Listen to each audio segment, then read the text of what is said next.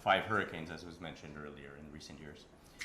This included support for MSMEs to build back better, to have resilient businesses through training, microgrants to local communities and SMEs, as well as support for emergency cash for work programs to clean up debris and recover livelihoods. We're particularly proud of the bold policy environment spearheaded by the Turks and Caicos Islands and the Bahamas, with UNDP support and collaboration for crisis prevention and response. To wrap up, UNDP is soon marking our 50th anniversary of our presence and programming in the countries in focus today. And we pledge to deepen our support for resilience interventions that shore up national capacities to mitigate climate shocks. So again, I thank you all for joining us today. I thank you all for joining us today, and we wish you a successful dialogue. And we stand with you in follow-up to the dialogue to scale up action for new capacities to deal with these challenges going forward. Thank you again.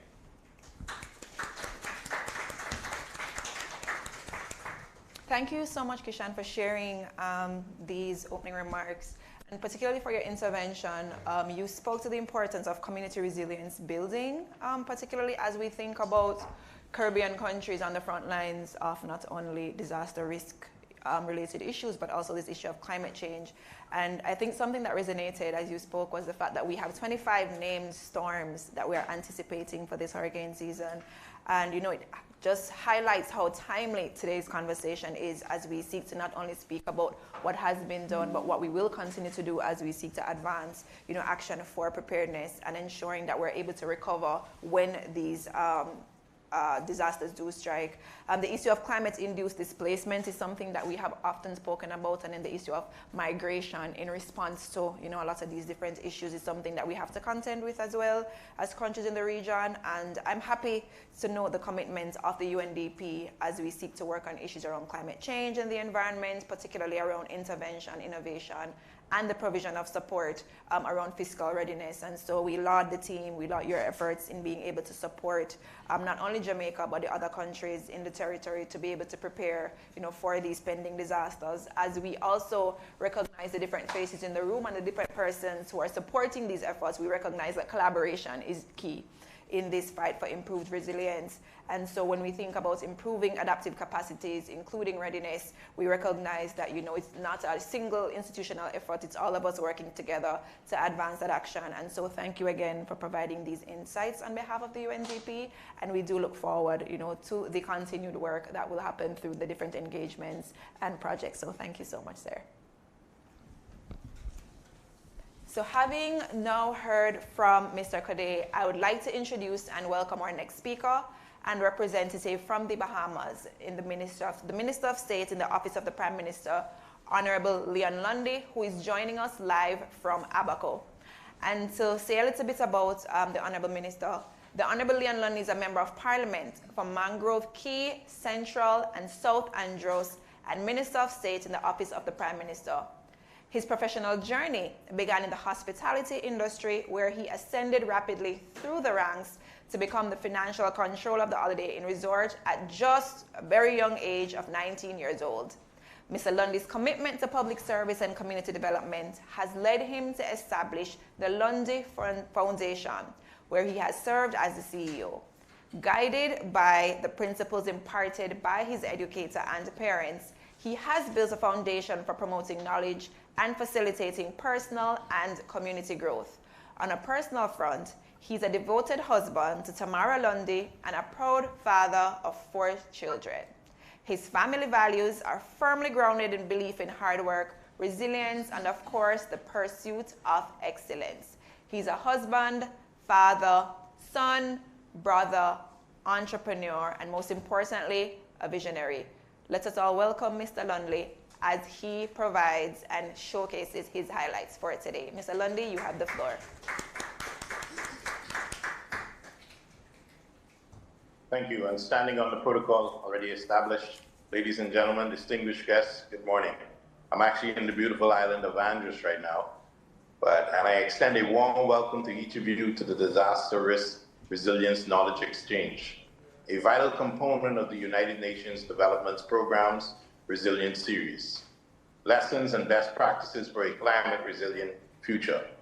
Today marks a significant gathering where our shared determination converges to our strength of our resilience against the escalating perils posed by natural disasters, notably hurricanes, which have left an indelible mark on our beloved Bahamas. As the minister entrusted with the oversight of disaster risk management, I am acutely cognizant of the urgent imperative to fortify our defense against such adversities. Our theme today, best practices and lessons learned in disaster risk resilience, underscores the pivotal role of governance and the imperative to foster hurricane-resilient infrastructures. It exemplifies our unwavering commitment to shield our communities and vital infrastructural assets.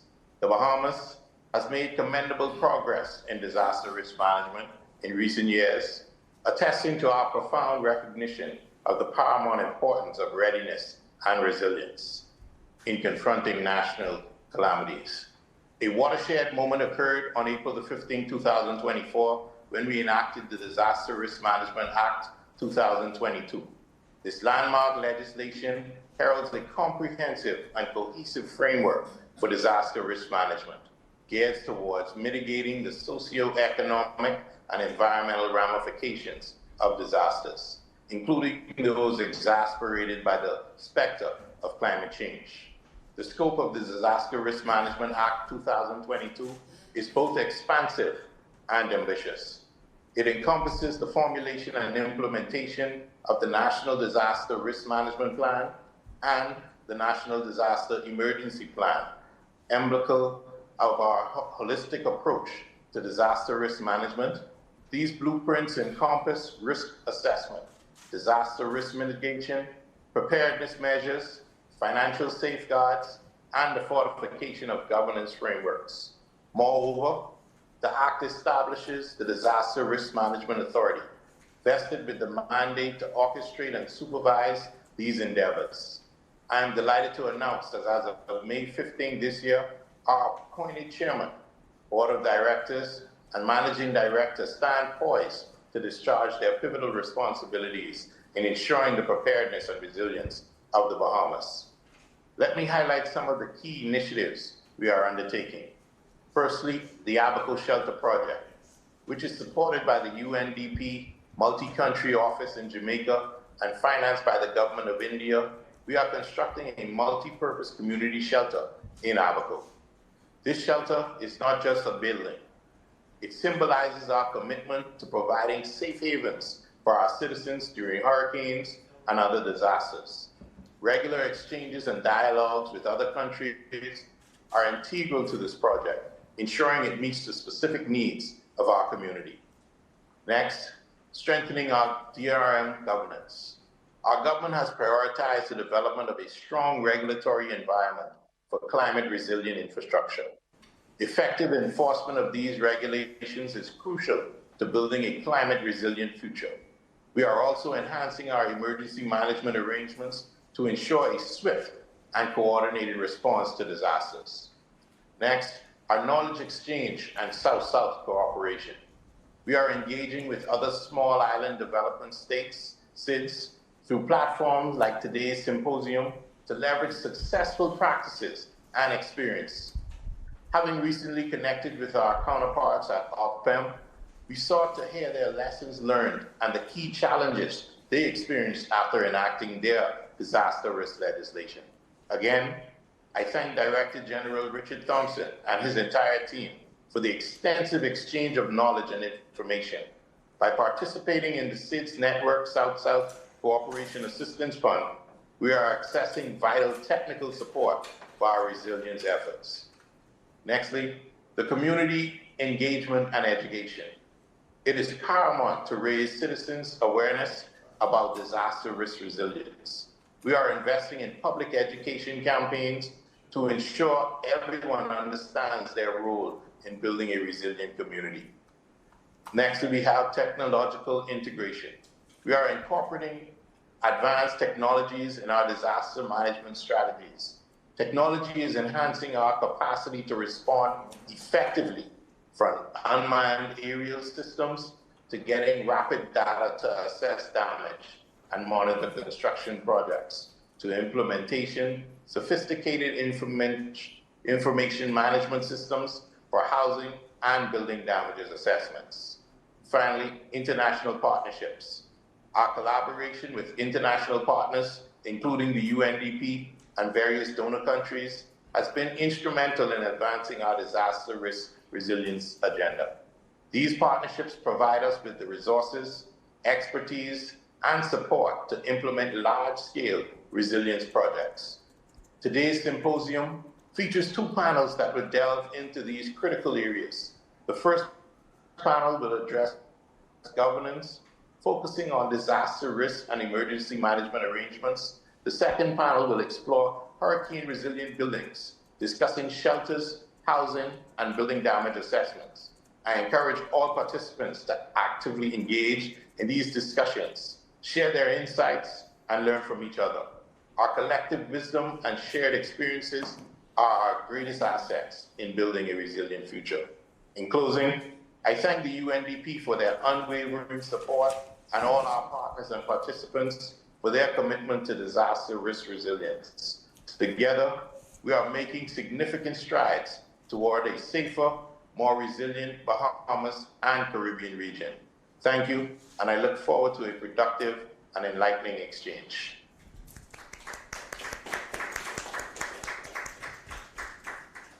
Thank you, Mr. Lundy, for that intervention. And similarly to the thoughts that I think came out based on your intervention, we take note of the fact that you mentioned the pivotal role of governance and the recognition of the importance of readiness and preparedness when we think about disaster risk recovery, and as well as, you know, ensuring that we are well prepared to advance action when disaster does in fact strike. You also made note of the Disaster Risk Management Act, which we laud, you know, the efforts of the government in being able to put together, because we recognize the importance of supporting both the socioeconomic and other societal components that need to be addressed as we seek to, you know, delve into and address these critical issues.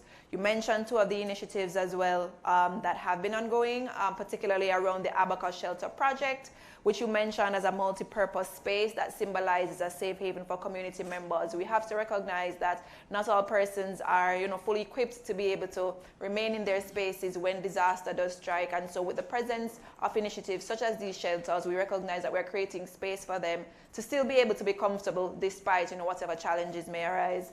The DRM and the governance, we also recognize the importance of improving the regulatory environment and ensuring that the activities on the ground have the kind of policy support to be able to ensure that they're implemented.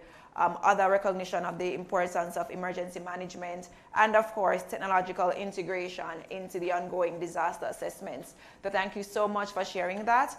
And as we seek to transition into the other aspects of the agenda, we would like to especially thank, you know, Mr. Kade and Mr. Lundy for helping us to provide the kind of background and the kind of necessary information that we require in being able to understand, you know, the different activities, the different interventions, the different concepts that are being prioritized when we think about disaster risk reduction. And so as we transition into this first panel on governance, I want us to reflect on the idea that when we in fact think about governance, we must recognize that it plays a crucial role in disaster risk resilience as it seeks to provide frameworks, policies, and coordination needed to effectively manage and reduce disaster risks. And so, without further ado, I'd like to introduce and welcome our first speaker for this panel, Mr. Alex Storr, Chairman of the Disaster Reconstruction Authority of the Bahamas, for his intervention. Mr. Storr, born Henry Alexander Leon Storr, serves as the Chairman of the Disaster Reconstruction Authority in the Bahamas, spearheading the government's efforts to rebuild in the aftermath of disasters in Abaco and Grand Bahama. His role underscores his resilience and determination to contributing to national recovery and, of course, to development. And outside of his professional endeavors, he finds fulfillment in fatherhood, being a proud parent to 3 adult children, Alexandra, Alexander, and Alyssa. And this facet of his life provides him with perspectives and drives his commitment to building a better future for the next generation. He further holds a Bachelor of Science in Criminal Justice with a minor in Sociology from Barry University in Florida and is an active participant in the Remnant Tabernacle of Praise. Thank you so much, Mr. Storr, and you now have the floor for your comments.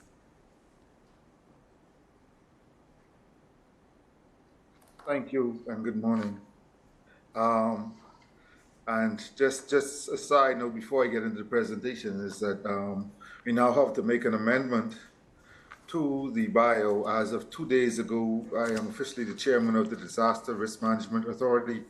That is essentially what I'm going to speak about right now and the legislation that brought that about. The Disaster Risk Management Act 2022 consolidates the Disaster Reconstruction Authority, NEMA, and the Ministry of Disaster Risk Management into an agile and flexible state-owned enterprise, the Disaster Risk Management Authority. The objectives of the Act are as follows. A, develop and implement a holistic, comprehensive, integrated, and proactive disaster risk management approach to natural hazards.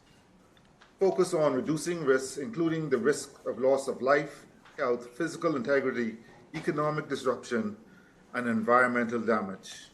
Prioritize the protection of vulnerable populations due to age, disability, poverty, lack of resources, physical displacement, or gender.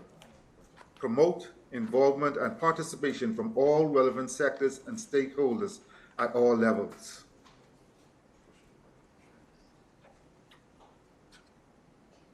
Now, there are several major policy and principles that the Disaster Risk Management Act brought into effect, and these are as follows. The policy aims to address issues related to disaster risk, guided by principles emphasizing the supremacy of life, security, and health, government financial responsibility in disaster management, consideration of special needs to certain groups, and integration with other public policies.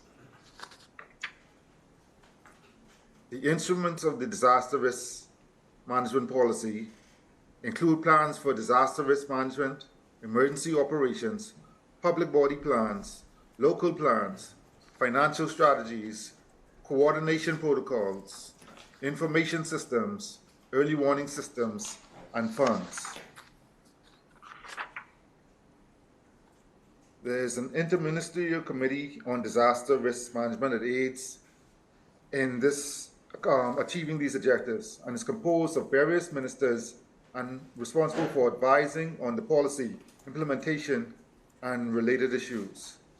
Functions include reporting to Parliament, activating disaster emergency measures, and approving plans and strategies. The Disaster Risk Management Authority, which I now am the chairman and Mr. Sargent is the managing director. The establishment and structure, including a board of directors and a managing director. Functions cover a wide range of responsibilities, from advising the Prime Minister to coordinating disaster response and recovery efforts. And the local and government public body responsibilities include administrators perform functions under the direction of the authority. Public bodies are responsible for analyzing and managing disaster risks within their jurisdiction and assisting in disaster response. Financial management and disaster funds. These were created to aid in efforts in recovery and management efforts. The Minister of Finance develops a comprehensive financial strategy combining investments in disaster risk reduction and adoption of risk instruments.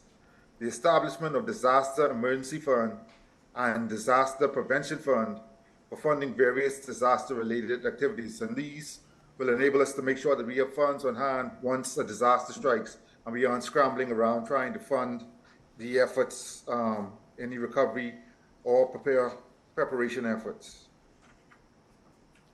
Disaster alert and emergency declarations. The Prime Minister can declare a disaster alert or emergency based on the advice from the authority. Activation of disaster emergency measures and identification of disaster zones. And we were actually tested with this. We just officially came into being 2 days ago. And, you know, especially in our region, the concentration is on hurricanes, but we had several wildfires on several islands that gave us a good test run, I guess, of the new authority and showed us some of the shortcomings and some of the successes and things we have to do going forward.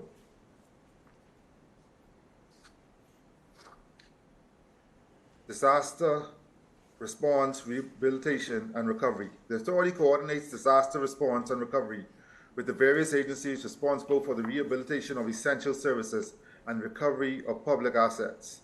Humanitarian assistance is provided based on an assessment of needs.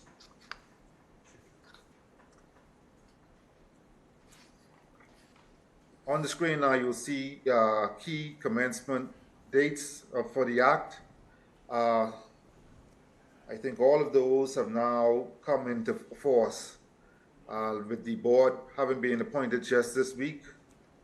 The briefings with the Prime Minister have begun. We have held 2 such briefings with a second being held this month. And we are all now full speed ahead in preparation for this hurricane season, which, as somebody said earlier, is forecasted to be very active with at least 20 to 30 named storms.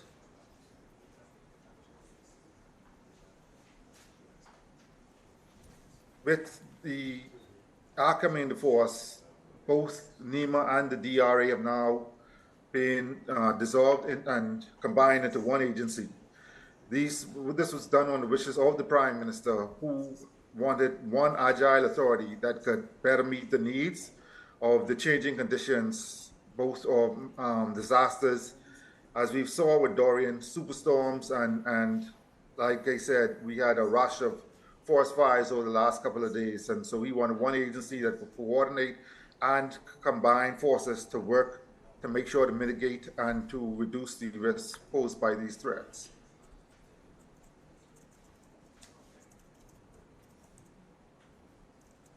The leadership of the authority is led by a chairman and board of directors, deputy chair, and also the managing director.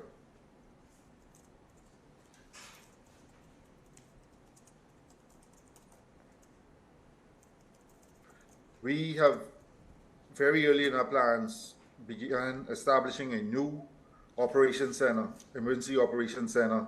That's in the planning stages. We hope construction, we are renovating a building, and so hopefully we have that completed within a matter of months. But it is planned to be a state-of-the-art EOC, using all the latest technology, software, and everything to help us in doing our jobs. On the screen is a layout of the new office for the authority, which will also house the EOC. And there you have conceptual drawings of how the finished EOC is slated to look.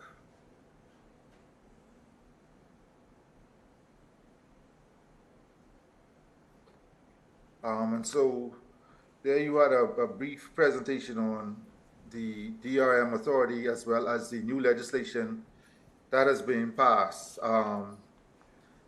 We also plan to work closely with our Caribbean brothers and sisters. You know, all of us, although we have big thoughts and big minds, we have little resources. And so the better we could partner with each other and learn from each other's mistakes and successes, it'll help us to better mitigate whatever is to come. With climate change, we have seen the creation of superstorms. I think last summer has been one of the hottest on record, and so now we have very hot water in the Atlantic, which fuels these storms. And so we're all in this together. Very rarely does a hurricane come and hit one island and leaves all the others unscathed. And so as we come upon this new dispensation of superstorms and quickly emerging threats, we must all work together, whether it's sharing of knowledge or sharing of resources or sharing of manpower to help each other mitigate the upcoming challenges. Thank you.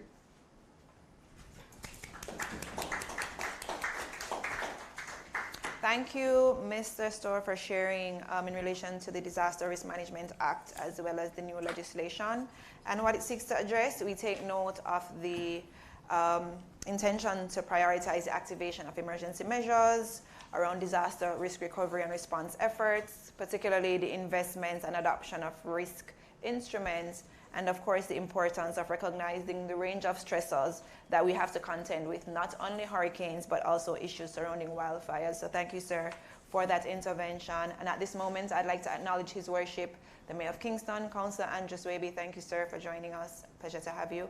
As we move closer to home, and I seek to introduce our second speaker, we have with us Mr. Richard Thompson, Acting Director General in the Office of Disaster Preparedness and Emergency Management.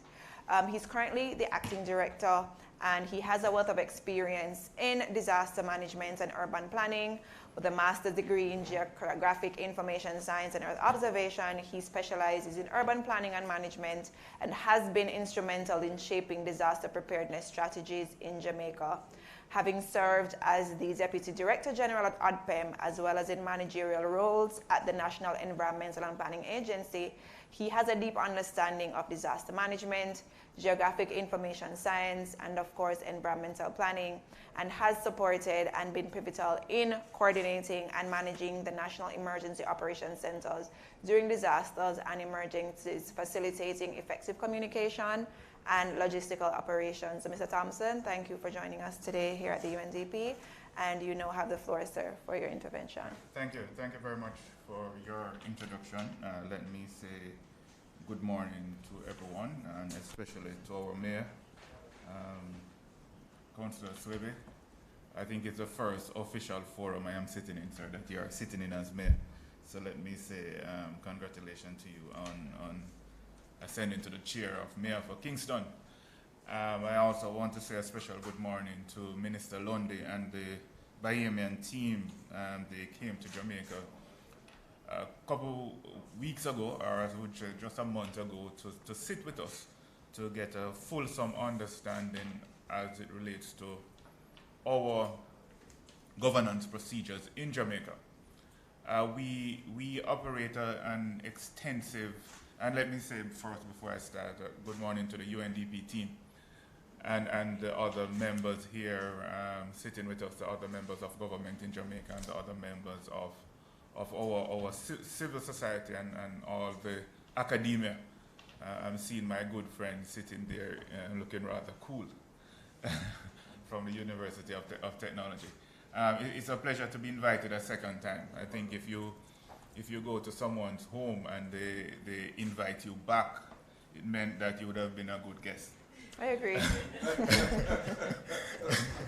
So I think I was a good guest at the first forum, and so I was invited back. So I thank the UNDP team for being gracious in asking me to come and sit again at this very special forum. I think you heard the predictions.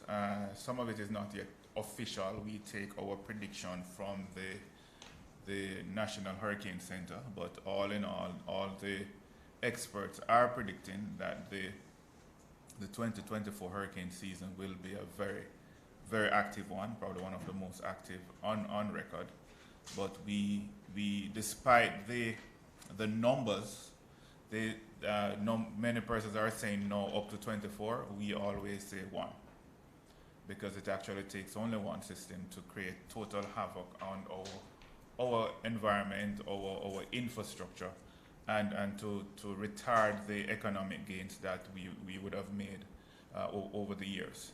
So in understanding our vulnerability, it was essential for, back in the 80s, for the government then to create a very robust governance framework and legislative framework to ensure that Jamaica was on sound footing to deal with disasters.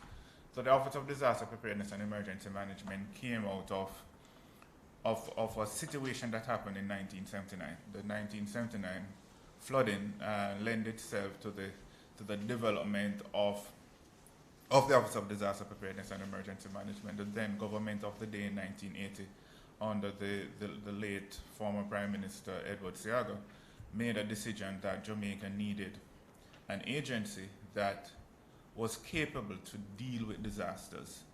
And so with effort from our international partners and our local auxiliary, the Jamaica Red Cross, which was the agency then that had a lot of responsibilities for disaster response, put the necessary work in for the government of Jamaica to have a specialized agency with that responsibility. So the Office of Disaster Preparedness and Emergency Management came into being in 1980 to look at disaster response. Where the globe has gone now, we are looking more at disaster risk reduction and resilience building. So back in the 80s when they set up the office, it came up ahead of the legislative framework. So you normally, and we find that a lot in countries where something would happen and there's a need to ensure that going forward you can deal with that situation, and you have to put in the mechanism to respond to any kind of emergencies or disasters, and then you find that the legislative arrangement will catch up. So our legislative arrangement, the office started in 1980, and our first legislation, which was the act then, was a 1986 legislation. So the Disaster Risk Management, the very famous Disaster Risk Management Act of 2015 is not the first legislation. That wasn't actually in our overall governance and legislative agenda. That was an act that repealed the 1986 legislation and brought into being a more modern type of legislation that luckily for us, with the advent of COVID, given that the legislation was very modern, it allows the government to put in measures to deal with an emergency that was facing the country.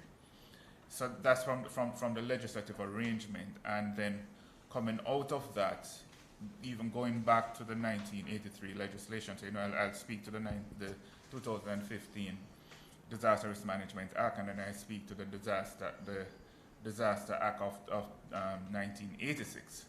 The 1986 legislation allows for, similar to the 2015 legislation, allows for the development of plans, protocols, and procedures to deal with disaster management.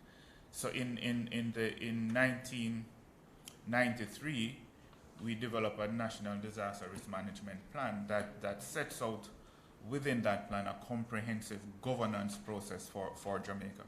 So within that governance process, we operate at three levels. We operate at the national, the local, and the community level in terms of our disaster risk management governance process. At the national level, there's what you call the National Disaster Risk Management Council. Under the first legislation, it was classified as a committee. That was chaired by the Prime Minister. And in looking at the work that went into dealing with the 2015 legislation, in looking at the overall structure, it was decided then by the team, myself, and everyone who was looking at the legislation. Because the work on that legislation actually dates back to 2008 in terms of putting in all the necessary wheels to allow the system to turn to where we came out at the back end in 2015.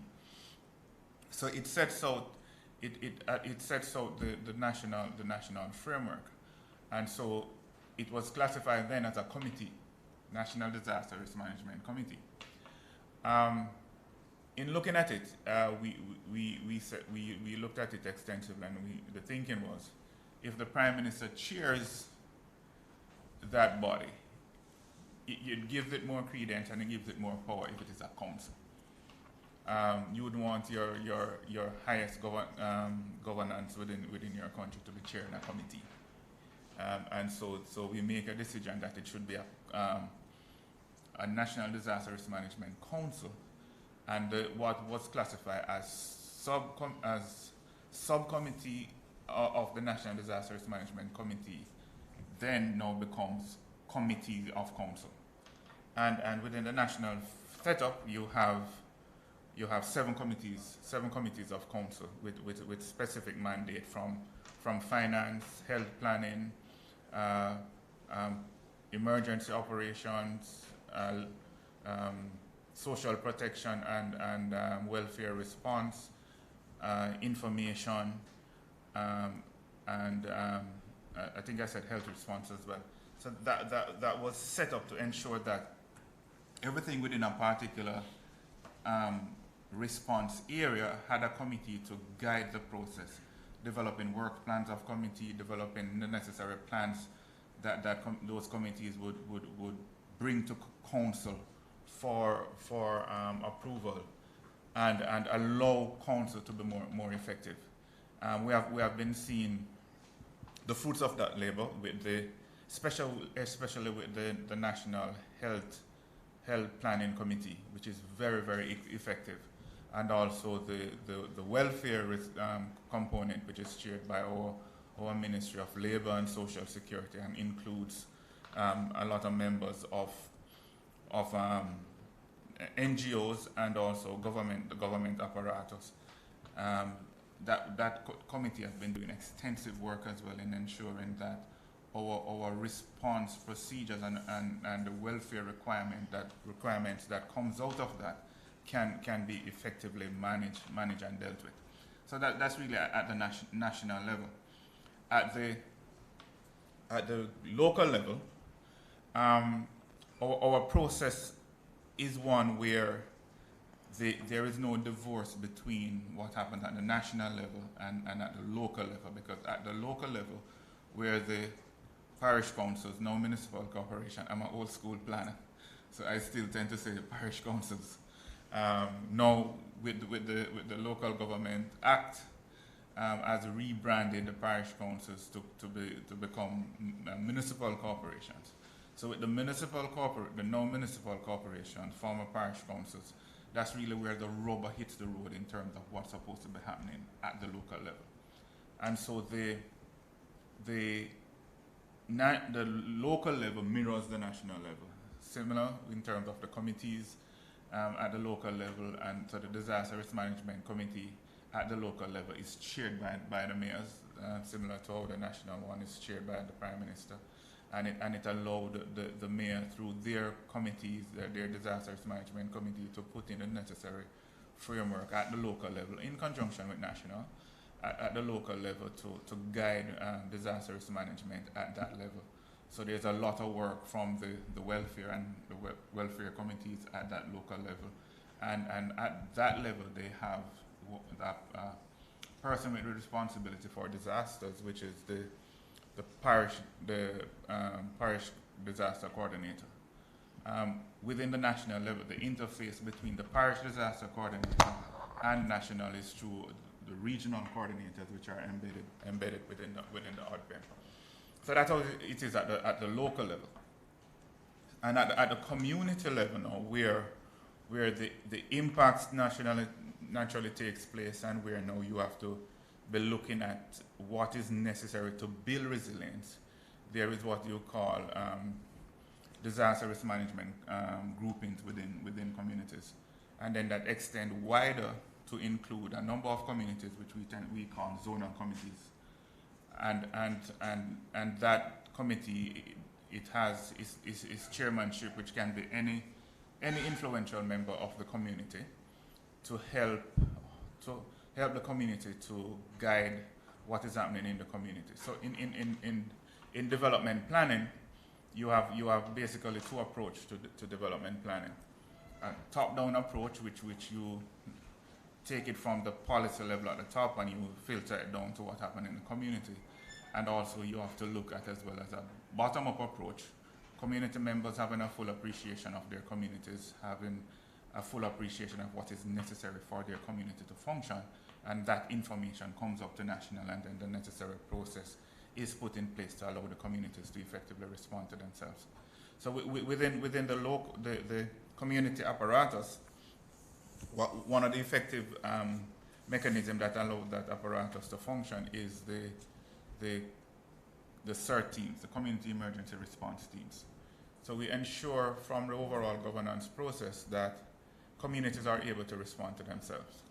Because I normally, every time I'm doing presentation, I normally ask the audience, if something happened to you, who is the first person that will come to your aid? And it's your neighbor. If you are neighborly, whichever one should be. So once you're neighborly, your neighbor is your first person that will come to your aid. So it is essential that communities are so empowered to respond to themselves within the first 24 hours. So we have been doing a lot of work within that area to ensure that the community mechanism is strong enough where there's a community response teams. There are community response teams. They have a full appreciation of the population that they have to deal with, the persons with disabilities, the elderly, single mother, homes, that thing, and those areas, and so they can respond to their needs. So that is in terms of national, local, and at the community level. In terms of the response mechanism, the national framework allows for there to be a NEOC, which is a National Emergency Operations Center. And that National Emergency Operations Center is coordinated by the ODPEM, but the National Emergency Operations Center is not the ODPEM. The National Emergency Operations Center is an amalgamation of all the response, what is called the National Response Team, and then it is dependent on the kind of event and the level. So we have level 1, level 2, and level 3 in terms of our national response procedure. Level 1, meaning an emergency would have happened, and we are in an monitoring and observer kind of mode, and that is really just the ODPEM. We have given the notification and we are monitoring the situation. Level 2, we would have had an event and there's a need for a response. So you have a minimal, say, health response, and then that's dealt with by a small group in terms of health, ODPEM, and all the necessary personnel that is needed to respond to that emergency, immediately respond to that emergency. And then level 3 is your Gilbert type of emergency, where the entire nation has been impacted, and there's a need to bring to bear the entire disaster apparatus to respond to the event. So your country is totally shut down, and you now have to respond to the entire country comprehensively, where every member of the response team, every department, ministries, and agency of government have a role to play in the overall response, and persons are embedded in the National Emergency Operations Center. And so whenever that happens, we end up doing response operation roughly 3 to 4 weeks in terms of, dependent on the magnitude of the event. And that response team include the ODPEM as a National Disaster Coordinator, Ministry of Health, Jamaica Defense Force, the Fire Brigade, Ministry of Labor and Social Security, the local apparatus with all the municipal corporation, KCMC, St. Catherine, all of those persons are part of the overall process. And the overall community apparatus as well is activated. So the local will get all the information from the community level, and they push that up through to national and to aid with the response. So that's one aspect in terms of the National Emergency Operations Center setup.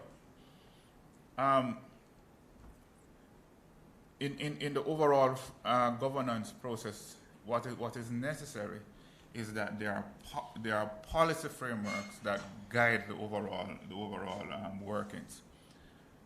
And so what we're doing now is we have had the agency set up. We have developed national disaster plans.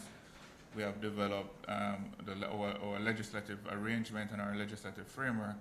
And now, given the global setting, climate change, all the processes that are happening globally that has caused countries to be more vulnerable to disasters, and would have seen what would have happened in terms of the global economy coming out of COVID, it is necessary that you have modern, robust policy frameworks to guide the overall process, where you can now look at it based on the global landscape and based on our vulnerabilities as a country.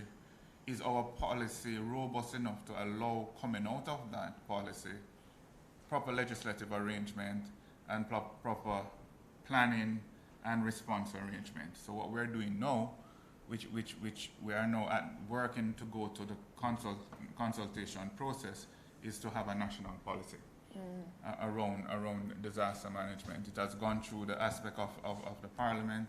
It is a green paper, and we are working to go through that consultation process in order for the policy to be a white paper, and for us now to look at what are the necessary arrangement and amendment that we have to do to our legislation to ensure that based on the authority which is embedded in the legislation that it gives to the Office of Disaster Preparedness and all the other government apparatus, what are we looking now in terms of probably reshaping that kind of authority, and now look at your responsibility and accountability, because in your legislative arrangement there are three areas: authority, responsibility, and accountability. So you have the authority, there's a responsibility that you have under the authority that is given to you, and then within that responsibility you have to be held accountable to ensure that you are carrying out your responsibility based on the authority which is embedded or given to you. So we are looking at all of that now, and we are ensuring that as a country that we are doing the necessary work to ensure that ultimately we are protecting our people and we are building resilient, anti-fragile economy. I think we have been ahead of the game in the region for a very long time in terms of having a greater understanding in terms of our disaster setup. External to Jamaica, we're a part of the CDIMA mechanism, coming out of the Articles of Arrangement that way back in the 1980s that came about to develop CDIMA under the CARICOM mechanism to ensure that there was a regional entity that has the responsibility to look at the overall mechanism for disasters in the region. And Jamaica has been critical in terms of what has happened in the region. Our CDRM framework predates the HFA. So the regional CDRM framework predates the HFA, which is under the overall UN umbrella that has morphed from the Hyogo framework of action and going into the Sendai framework for action. So what it has shown is that Jamaica and the Caribbean has been playing its part extensively in not only shaping disaster risk management in the region, but also shaping disaster risk management globally.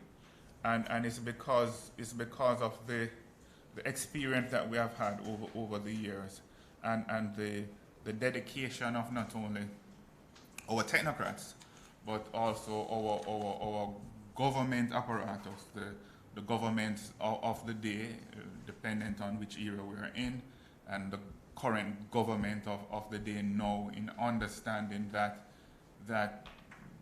disasters can totally erode your economy. And for small island, vulnerable small island developing states, one event can set you back 15, 20 years, or even more. And I tend to say, my personal opinion is that, and looking at what has happened over the years, is that if you look at disasters impacting Jamaica, where you have roughly 7% of your GDP being impacted, and what is classified as the economics of disaster, where if you put in, you really have to put in $1 at the front end to save $7 at the back end. It would have meant that if you look at it extensively, just think where we would have been as a country in terms of our economic development and our economic gains if we did not have Hurricane Gilbert in 1988. With $4 billion impact at 1988. Just a little food for thought, where we would have been as a country. And then coming on the back of Gilbert, we have had numerous impacts, being one of the most, or the most impacted country in the region over those 20 years, 30 odd years now going after Hurricane Gilbert. So you can see the kind of, you have an economic gain now, you have an impact, and there is some retardation to your economic gain. So in understand that economics of disaster, you now see why it is important to ensure that your governance apparatus is in place, your governance apparatus is robust, and you're putting in measures to sustain and build your economy, where sustainable economic development is the priority. Because ultimately you have to ensure that you are growing your economy and you're protecting your people. I think that is it for my for my intervention. So thank you very much for listening. Thank you, Mr. Thompson, for not only a history lesson, I'm going to call it, but also the chronology that has led to, the development, the genesis, and the different activities that ADPEM has been involved in and continues to be involved in. I think I'm happy to hear about the fact that the institution is shifting with a lot of the priorities that are being established globally, shifting from being primarily around response and now to risk reduction and resilience.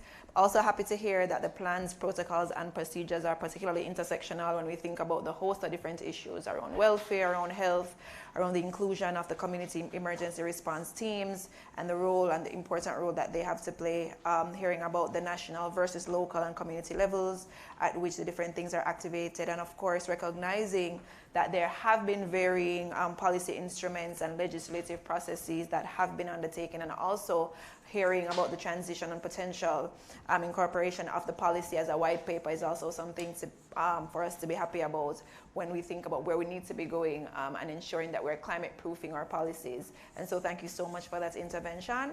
And as we transition to our final speaker for this panel, we're going to now hear from Mr. Brian Bean. He's the recently appointed Tourism Policy, Planning, Monitoring, and Evaluation Manager for the Ministry of Tourism based in Cockburntown in Grand Turk. He has had a 20-year tenure, and he has served as Director responsible for Canada, the Turks and Caicos Islands government. He has been the Senior Product Development Officer at the Turks and Caicos Tourist Board, and most recently led the Turks and Caicos Islands Tourism Carrying Capacity Study. And he's a graduate of the College of the Bahamas with a BSc in Tourism Management and a Certified Business Advisor for the Hospitality Assured Caribbean Program. He's married to Katharina Mystic Bean, and they have two sons, Alexander and Andrew. I recognize that a lot of the participants, their children's names start with A's, so not sure what's happening, but recognizing that there's a trend. So, Mr. Bean, you have the floor. Please go ahead. Good morning. Observing the protocols established. Good morning, my esteemed panelists and colleagues. I'm delighted to be a panelist this morning on the governance thematic. Kindly accept apologies on behalf of the Honorable Josephine Townley, Minister of Tourism for the Turks and Caicos Islands, who was unable to be here this morning. Even though our ministry does not have oversight of disaster risk resilience as before, the collaborative approach ensures synergy as you're only as strong as your weakest link. The Turks and Caicos Islands first saw the real integration of disaster risk management in the tourism industry in 2007 via the Caribbean Tourism Organization's Multi-Hazard Project, a regional public good funded by SEDEMA and IDB. Since then, there has been a close affinity. Tourism is considered to be one of the few industries that could possibly allow countries to meet the Sustainable Development Goals. Our participation is testament that this is truly an industry that can, of course, bring about disaster resilience. The country is guided by the Disaster Management Ordinance. Disaster management falls under the remit of the National Security Council in general, and the Department of Disaster Management and Emergencies, DDME in particular. However, the structure allows for an integrated approach. The DDME has provided a plethora of training sessions in an effort to build local capacity and resilience. The National Disaster Management Structure, NDMS, manages the Turks and Caicos Islands Disaster Management Program. The structure comprises of Executive Policy Committee, which is chaired by the Governor, the National Disaster Advisory Committee, the National Operations Group, which has 8 subcommittees, of which the Ministry of Tourism heads the Environment Assessment and Planning Subcommittee, and of course, island committees.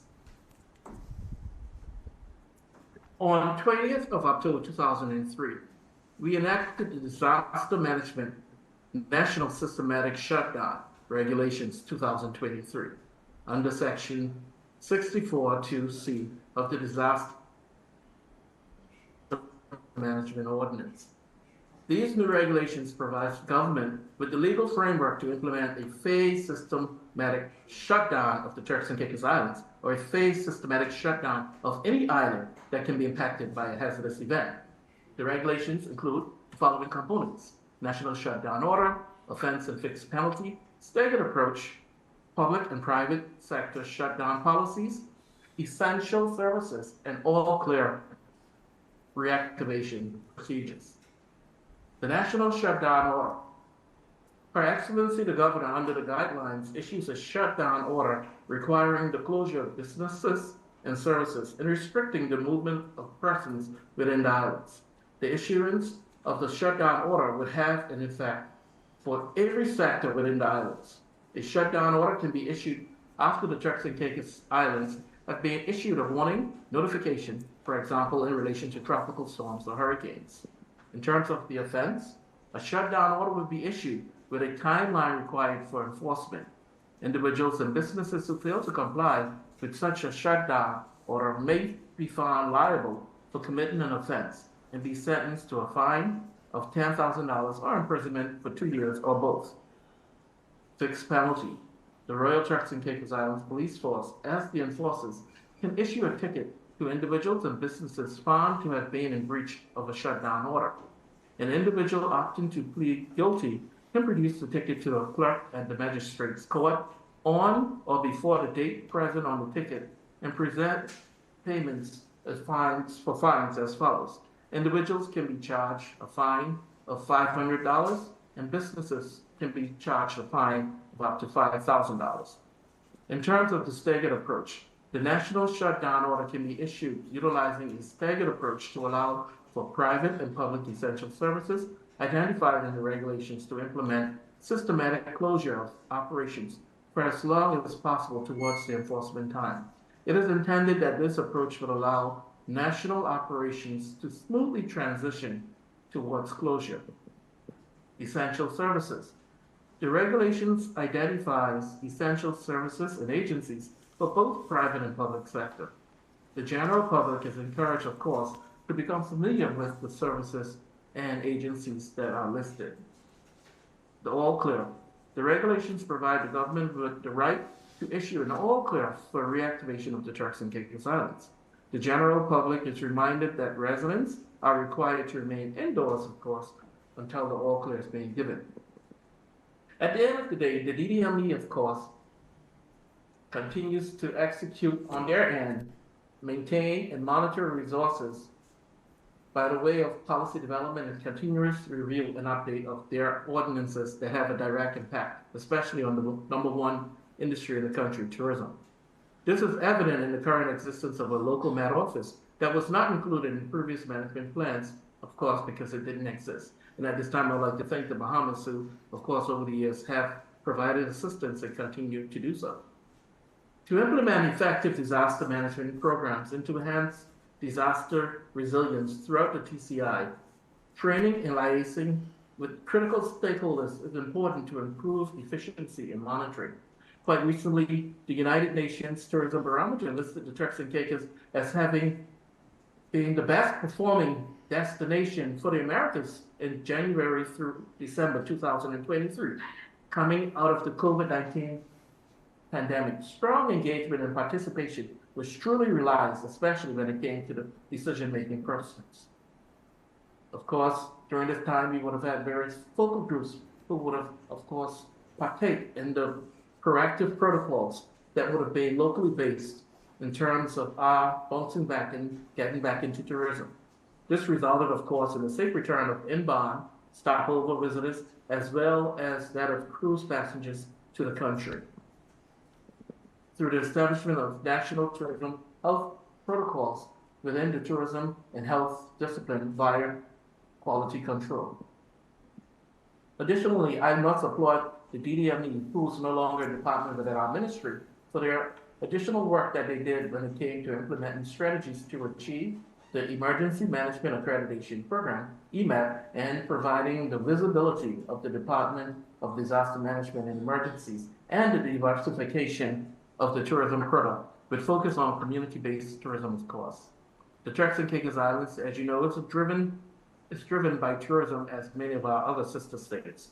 So we will focus, of course, as it relates to tourism resilience. The TCI is largely coastal, with a third of the country being protected within our national protected area system. And of course, visitors coming to the TCI come to enjoy nature.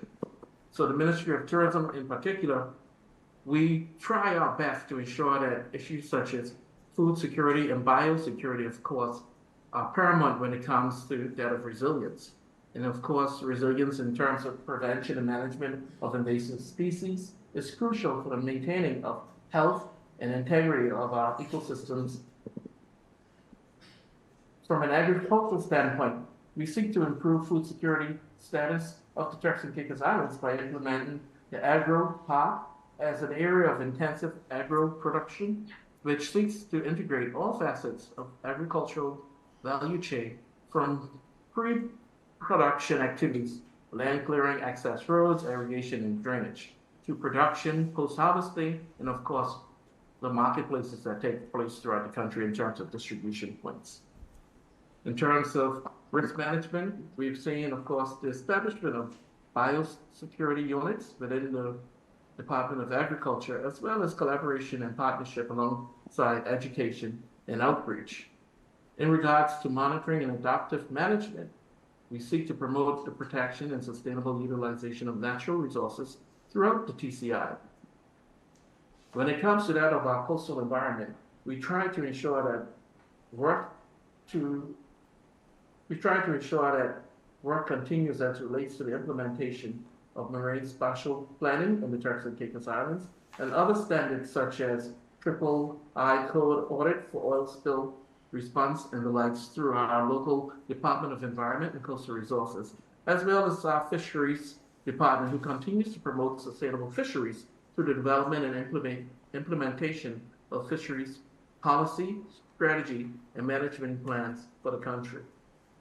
What stands out most to us in terms of resilience from a tourism standpoint is quite recently, we established a tourism carrying capacity model project that would seek to design and develop a tourism carrying capacity model for the Turks and Caicos Islands that can permanently monitor all impacts generated by the tourism industry in the country, provide useful information for tourism stakeholders as well as that of the local population and government to define sustainable tourism policies and strategies.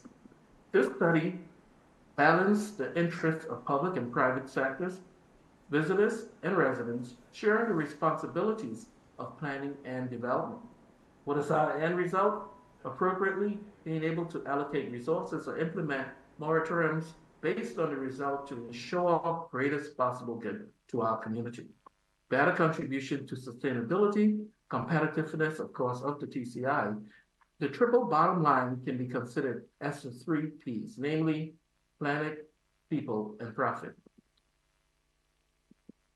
This project, initiated in 2023, has to craft a tourism carrying capacity model based on the multi-island nature of the Turks and Caicos Islands product, inclusive of physical planning, disaster risk management, econometrics, and others.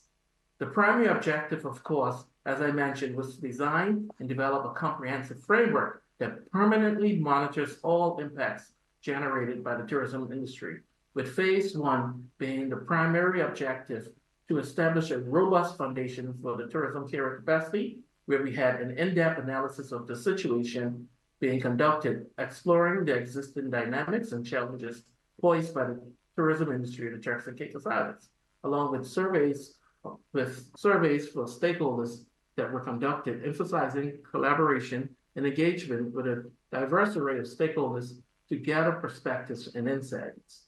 At the end, we would want to see best practice analysis being done, aiming to draw inspiration from successful global models and identify practices adaptable to the unique context of the Turks and Caicos Islands. The definition of the carrying capacity model emerged as the synthesis of these components, resulting in a tailored model poised to guide the sustainable development of the Turks and Caicos Islands and also be used as a risk tool. The second phase, of course, saw focus on validating the carrying capacity model, which involved a thorough examination and incorporation of stakeholder feedback to ensure the model's robustness and resilience to challenges. Pavel Euro, who was the consultant chosen for the project, presented the concept of the carrying capacity model with 3 sub-models being presented and discussed, namely the Providenciales model that would have focused on issues in terms of gentrification and housing that of course ties into resilience, and Grand Turk, which would have had issues being presented as relates to the protection of heritage and culture, and what is known as the other islands that make up the Turks and Caicos Islands, which would have focused primarily on that of issues surrounding environmental controls prior to development. Notably, our advisory committee, which I headed at the time, of course, accepted the concept representing the way forward in terms of future development for the Turks and Caicos Islands. The final phase marked the practical implementation of the carrying capacity model, representing a transition from the theoretical design to a real-world impact. Data analysis and launching of the carrying capacity model with a specific focus on indicator selection, data collection, and comprehensive analysis. The selection of indicators were executed with precision, reflecting diverse aspects of the tourism impacts for complete comprehension. Simultaneously, data collection and elaboration involved meticulous gathering of analysis of relevant data, ensuring the model was grounded in accurate information was provided. I must say at this time also that the carrying capacity model, of course, will be tied into our risk mitigation going forward in terms of the government understanding through an unbiased approach what are the critical pressures that we face, because in the Turks and Caicos Islands, 70% of our GDP is truly dependent on tourism, and we want to ensure that the impact that's given, be it housing, development, be it attractions or any other services, of course, is truly considered unbiasedly prior to development. So on behalf of the Minister of Tourism, I thank you for allowing me to present this morning and be a part of this great committee.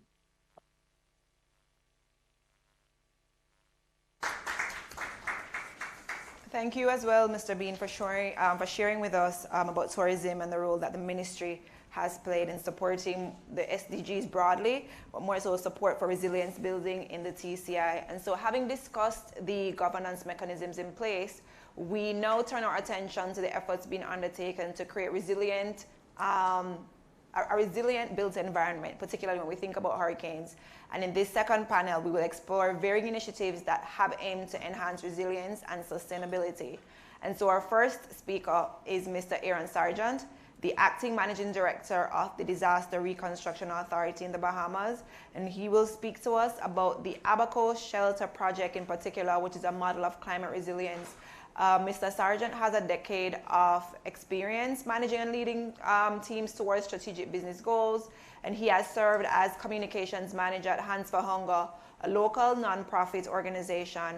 He has also worked in the capacity as assistant general manager at the Bahamas Agricultural and Industrial Corporation, and in his current tenure at the Disaster Reconstruction Authority, he has led crucial initiatives, including the relaunch of the Abaco Hurricane Shelter and Community Center project, and the relaunch of the Homeowners Assistance and Repair Program and debris management sites post Hurricane Dorian.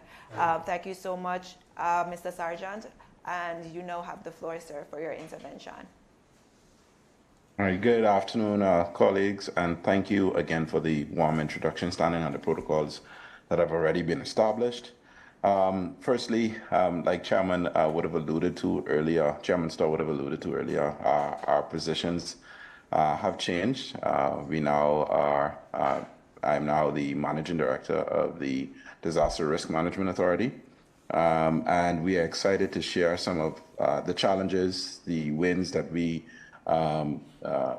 that occurred during the build out on the current build out of our Abaco shelter project that we just recently had a site visit with some of the UNDP team members as well as our contractor and project manager. Just going through the initial concept and vision.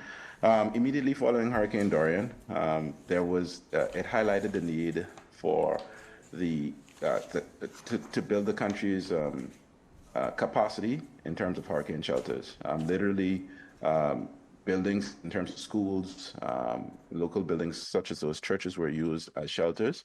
And Dorian showed us that most of those buildings were impacted, and residents having to move from various places to shelter from the impacts of that catastrophic weather event. Local leaders and community organizations collaborated to conceptualize the project and aiming to create a resilient and safe space for residents. The government also recognized the project's value and committed to creating a safe space for the community.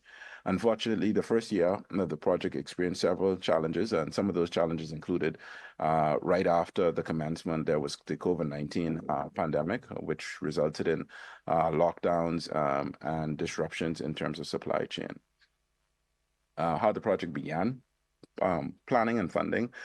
Through various stakeholders, including central and local government, nonprofits, businesses, and international partners, like the UNDP and the Indian government, funding was provided for the support and build-out of the project. The initial design and architectural plans focused on safety, compliance with local building codes, accessibility, and sustainability. And so I'd also like just to touch on initially the initial plans that were laid on that were on the table utilized a trademarked building design, but in consulting with our local partners and stakeholders on the ground, we discovered that it may be better suited because the Bahamas is an archipelago of islands. Getting equipment in that may not be readily available locally was a challenge. In the aftermath of Hurricane Dorian, our Ministry of Works, which is responsible for building control, also improved on its building codes for shelters and that they should be built to withstand 200 mile-per-hour winds. The initial concepts were to withstand 150 mile-per-hour winds, but after that change was made, we, along with the project management team, would have revisited and redesigned the project to be able to withstand 200 mile-per-hour winds. The status of the project today, I'm happy to announce, and I'm very pleased with the work on site. The current status is that the main structure is up. We are, as of a week ago, we are out of the ground completely. And for those who may be aware and have been following the project, we had some severe challenges based on where the shelter is situated. While it's high land and probably at one of the highest points in Abaco, it's sat on what they call in construction terms a honeycomb. Basically, there were lots of cavities, and so it required massive remediation efforts. But I'm happy to announce that our engineering team utilized their innovation to develop the proper systems that would allow the structure to stand as it is standing today. We are waiting the shipment of the roof trusses, and then the interior work and windows will be installed shortly. The goal is to complete the project well before the December end date. We are currently on pace to have the building ready by August. In terms of being not completely ready, when I say ready by August, in the event that we have an impending weather system and there needs to be a shelter activated, we can utilize the building. It may not have all of the interior finishes done, but it will be enclosed and operable. The status of the project today continued. The community involvement, regular community meetings and updates are being conducted to keep residents informed. Training sessions for shelter and staff, managers are planned and are in the works.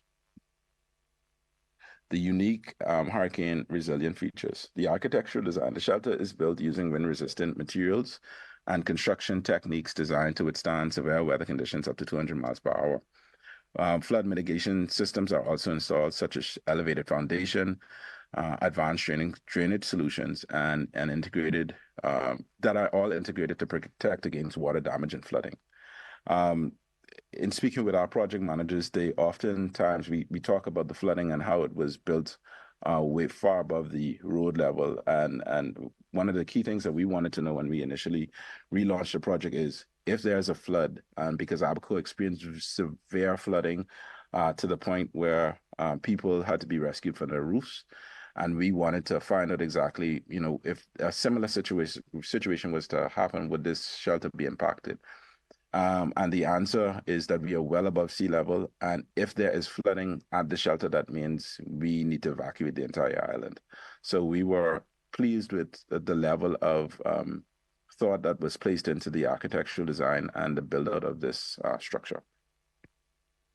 Sustainable features. The shelter will include energy efficient systems such as solar panels and backup generators. The backup generator is in country, which was graciously donated by the U.S. Embassy. And that is to ensure that we have continuous operation during power outages. Water storage and purification systems are in place to provide clean water during emergencies. The impact on community. Safety and security. The shelter provides a safe and secure location for residents during hurricanes, reducing the risk of injury and loss of life. There are enhanced emergency response capabilities with trained personnel and well-equipped facilities. Community engagement. The project includes workshops and preparedness training for community members, improving overall disaster readiness. There will be opportunities for residents to volunteer and contribute to the project, fostering a sense of ownership and community spirit. One of the things that we are internally working on, while in the midst of our transition to a newly formed agency, is collaborating with the local stakeholders on the ground to actually manage this multi-purpose shelter site in terms of its day-to-day operations once we have completed the construction phase. And so we're looking to appoint members to a volunteer committee who will have management oversight and report to the authority of the day-to-day operations of the center. Key challenges and lessons learned. So we had, like I said, foreshadowed earlier, we had a number of unexpected obstacles. The project faced delays due to adverse weather. In Abaco, from time to time during the rainy season, it rains daily.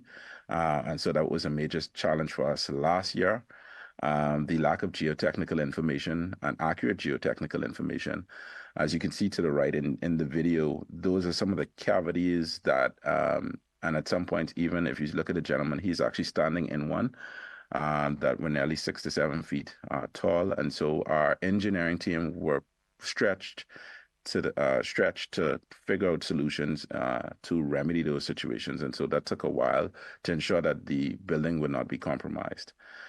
There were also supply chain disruptions, which caused some delays in receiving necessary materials. Adaptations and improvements. The design and construction practices were modified to address challenges such as reinforcing structural elements and improving supply chain coordination. Enhanced collaboration with local authorities and organizations to streamline processes to ensure compliance and safety standards. Another thing for us is trying to figure out also, as we look to start a pilot program, this shelter would be used as the backdrop for building an additional 6 to 7 shelters throughout the country. And it is trying to find creative ways to scale up this model without scaling price points to a point where that it's unattainable. So we are also looking at creative ways and solutions to do that, such as steel fabrication externally. We are meeting with various stakeholders. We've shown them the layout and the design. And so trying to keep the similar model. This model can be extended, multiple times. And so there's a lot of room to expand from using this footprint. Key takeaways. The importance of flexibility and adaptability in project management were highlighted, ensuring that projects can continue despite setbacks. Strong partnerships with organizations like the UNDP and other donors, as well as community support, were crucial in overcoming challenges and driving the project forward. Summary of the project. The Hurricane Shelter Project, initiated to address the community's need for a safe haven during severe weather events, has made significant progress from its conceptual stage to its current construction phase. Emphasizing resilience and sustainability, the shelter features wind-resistant materials, flood mitigation systems, and energy-efficient technologies. The project has engaged the community through regular updates, training sessions, and volunteer opportunities will be provided to enhance overall disaster preparedness. Despite facing several challenges, the project has adapted and improved, underscoring the value of flexibility and strong partnerships. This initiative has not only strengthened the community's safety, but also fostered a spirit of collaboration and resilience. I'd like to thank again the UNDP, Mr. Kishan Cody and his team for continuously working with the Bahamas government, the current Disaster Reconstruction Authority, to facilitate this project and move it forward. But there was also always a commitment to complete this project, even when we had issues of delays that were outside of our control. We found creative ways to ensure that the project continued. And we are excited to have the opening later this year, and the project completed and turned over to the residents of Abaco as to serve as a beacon of hope in times of disaster. Thank you. Thank you, Mr. Sargent, for highlighting for us the importance of these shelters in helping to build the country's capacities. We recognize that these will definitely serve as safe spaces for communities. And we also recognize that, while challenges were experienced, the team was quite flexible in being able to adjust and adapt and being able to ensure that, you're on target for advanced completion later this year in August. And so thank you so much for sharing that and for highlighting the importance of this intervention. Our next speaker in this panel is Ms. Anila Kehaya, and she's an information management specialist at UNDP's Crisis Bureau, where she leads the technical implementation of damage and needs assessments in Latin America and the Caribbean. She has implemented post-crisis assessments in some 15 countries and delivered over 40 assessments and infrastructural training sessions to over 50 UNDP country offices globally. We'll now hear from Anila as she speaks to us specifically on the UNDP's Housing and Building Damage Assessment Tool. Anila, the floor is yours. Thank you. Thank you so much. Hello, everyone. Good afternoon. It's a pleasure to be here. I hope you can see the screen that I'm projecting. Yes. You're able to see. So I would like to start out by saying that between 1997 and 2017, 25% of all disasters in the world occurred in the region of Latin America and the Caribbean. Over 90% of the 277 million people who were affected by climatic events such as floods and storms. The rising number and recurrence of extreme weather events is increasingly becoming an everyday reality for populations in the region. In crisis situations, there is a need for real-time data on the impact and needs of communities to guide effective response, recovery, and reconstruction efforts. Through the Digital Assessments team, UNDP supports country offices globally in collecting data that captures valuable information about damage and socioeconomic impact on the ground, no matter the type of crisis, be it conflict, disaster, climate risks, or social and economic shocks. By employing digital tools and methodologies, these post-crisis assessments, like the Household and Building Damage Assessment that I will be presenting today, provide clarity and insights important for making timely policy decisions that leave no one behind. In general, the Household and Building Damage Assessment is a rapid, flexible, evidence-based, end-to-end digital tool. It captures disaggregated data on gender, socioeconomic level, disabilities, etc., information on people and building damage due to natural and man-made hazards. Most importantly, the household and building damage assessment displays this data in user-friendly dashboards where patterns and trends can be observed, helping authorities to rebuild, monitor progress, and make informed policy decisions. Some of the key features of the household and building damage assessment. As I mentioned, it's an end-to-end digital tool, and we use this phrasing because all of the underlying platforms are digital, which enables rapid collection of georeferenced data on damage and needs. The toolkit is adaptable because we have a library of questions with modular sections on location, the use of the building and infrastructure, the size, damage and repairs, services, debris, preparedness aspects. And from this modular library of questions, relevant questions can be pulled based on the context and the assessment objectives in that specific country. The toolkit is also adaptable to context and objectives, as I mentioned, and analysis and visualization is a key factor where the data is presented in these dashboards that are user-friendly. In terms of flexibility, it's very easy to integrate new technologies, as I'll show later on in this quick presentation.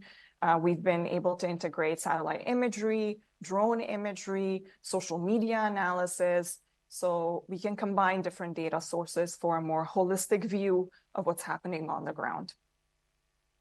And then lastly, and probably the most important aspect and feature, is that the toolkit really informs the evidence-based and swift decision-making that's so necessary in crisis situations. In terms of the importance of the toolkit, moving from a traditional paper-based model to a digital solution has many different advantages.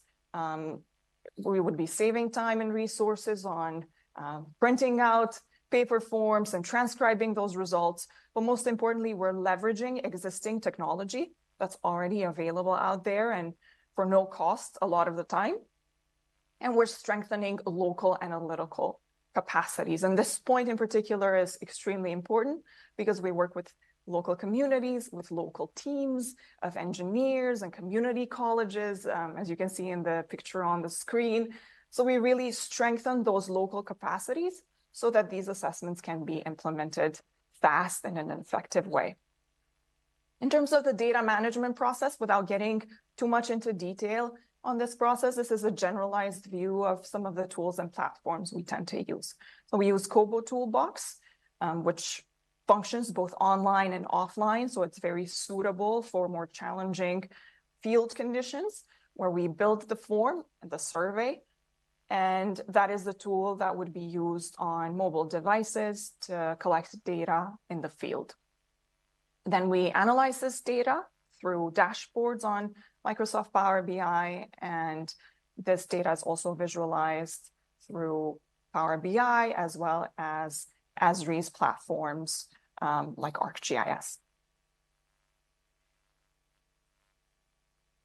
The categorization of damages identified through household and building damage assessment depends very much on the local context and the type of hazard. The categories and criteria are discussed and agreed upon by relevant stakeholders, including the government and local engineers and architects. We tend to use a color rating or a traffic light system to make the findings more accessible. The color coding methodology can be integrated into Kobo Toolbox through formulas, allowing for damage categories to be assigned based on the information on damage that's been entered by the enumerators on the field. Before submitting the survey, typically the enumerator is asked to confirm whether the suggested color tagging is right or not. So we've really tried to minimize the subjectivity in categorizing those damages. So we rely on this methodology and formulas that are integrated and personalized for each case. On the second point, the intent of the cost estimation procedure is to provide a program level cost estimate to complement the household and building damage assessment data collected post-disaster to inform UNDP and partners on response strategies. It's based on a 6-step methodology that our engineers crafted, and this is integrated into the data visualization tool so that we have these cost estimations as well for planning purposes. And lastly, debris estimation is another aspect of the toolkit. As I said, to minimize subjectivity when assessing debris that's generated by crises, we have formulas that are based on the building footprint and damage categorization so that these calculations happen almost automatically on the back end. Here is a typical timeline of the household and building damage assessment. It can take a total of 3 to 6 weeks, depending on its scale and methodology, the size of the teams that are on the ground, the length of the questionnaire, so many different aspects there that would influence how long or short this process is, but we always start with technical definition. And this is where assessment objectives, the scope, methodology, and stakeholders are defined. This is also where we use those modular sections of the questionnaire that I mentioned for the assessment. They're selected in consultation with the government in order to assess the damage in the affected areas and according to the needs. After the technical definition is in place, the questionnaire has been developed. We have the enumerators already lined up and ready to go. We first train them. These are typically local teams, as I mentioned. They're recruited and trained on how to gather data using an app via a mobile device. Oftentimes, we collaborate with engineering schools where we train engineering students, and then experts are recruited as team leaders, or the engineering professors would lead these smaller teams while they do field work. The next step would be field assessment. And of course, this timeline would depend on the scale and all the factors that I mentioned already. But this is where the inspector teams facilitate the sectorization of the area that's to be assessed, do any spot checks, and collect the data on the field. The data collected is immediately uploaded in the system for cleaning, verification, analysis, and quality control. In terms of reporting, data is automatically analyzed and visualized via the dashboards and compiled for real-time reporting. And most important, this data, oftentimes property of the relevant government with which we're working, is used for evidence-based decision-making processes. Here I have a couple of examples of the ways in which the data that we've collected on the ground has directly informed decision-making, which is the end goal of every assessment that we implement in the field. So in this particular case, Dominican Republic, after the devastating impact of Hurricane Fiona, in 2022, a household and building damage assessment was conducted. And based on the data that was collected on needs and local vulnerabilities, UNDP was able to provide targeted housing and business support in 2013 to more than 200 affected people in Sabana de la Mar, the hardest hit town. The results of the HPDA have informed the remarkable progress made toward community recovery and resilient reconstruction. The homes and electrical systems of over 100 most vulnerable people in the town were repaired, and a special focus was placed on supporting female-headed households who tend to be disproportionately affected by disasters. On the second example, we'll focus on Belize, and the findings of a post-crisis assessment played a crucial role in prioritizing resources and targeting support. The socioeconomic impact assessment that we conducted in Belize provided valuable information to help micro, small, and medium-sized enterprises to recover from the effects of the global pandemic. The collected data directly helped identify a need for increased digital literacy. And in 2022, almost 300 MSMEs completed trainings on topics including technology, digital marketing, content development. A national MSME roadshow and a virtual knowledge center was also created, as well as 14 digital connect centers, providing safe spaces, computers, and reliable internet, and 14 relatively poor and largely rural communities. And lastly, in terms of examples, the digital assessment team trained representatives of local and national Honduran institutions in 2023 in San Pedro Sula, to conduct a household and building damage assessment. The results of the assessment revealed the difficult circumstances faced by communities in flood and landslide-prone areas. The findings, which included the overwhelming percentage of households living on meager incomes and the high incidence of flooding during tropical storms, highlighted the urgent need for risk-aware municipal emergency plans. So in a significant stride toward enhancing local governance and community resilience, a roadmap was developed to strengthen the emergency management and response capacities of the Association of Municipalities of Honduras. So these three examples give us a bit of an overview on the different types of decision-making that real-time data, rapid data from the ground can help inform.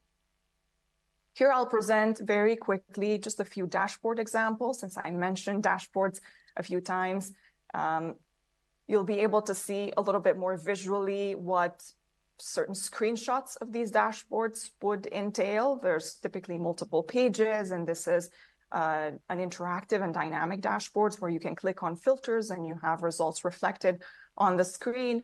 But just for the sake of this presentation, very briefly, you'll be able to see the number of buildings that have been surveyed, the disaggregation between residential, commercial, mixed use, public buildings, etc.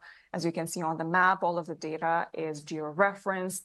We're using the traffic light system where we can see where is that minor, major, medium damage.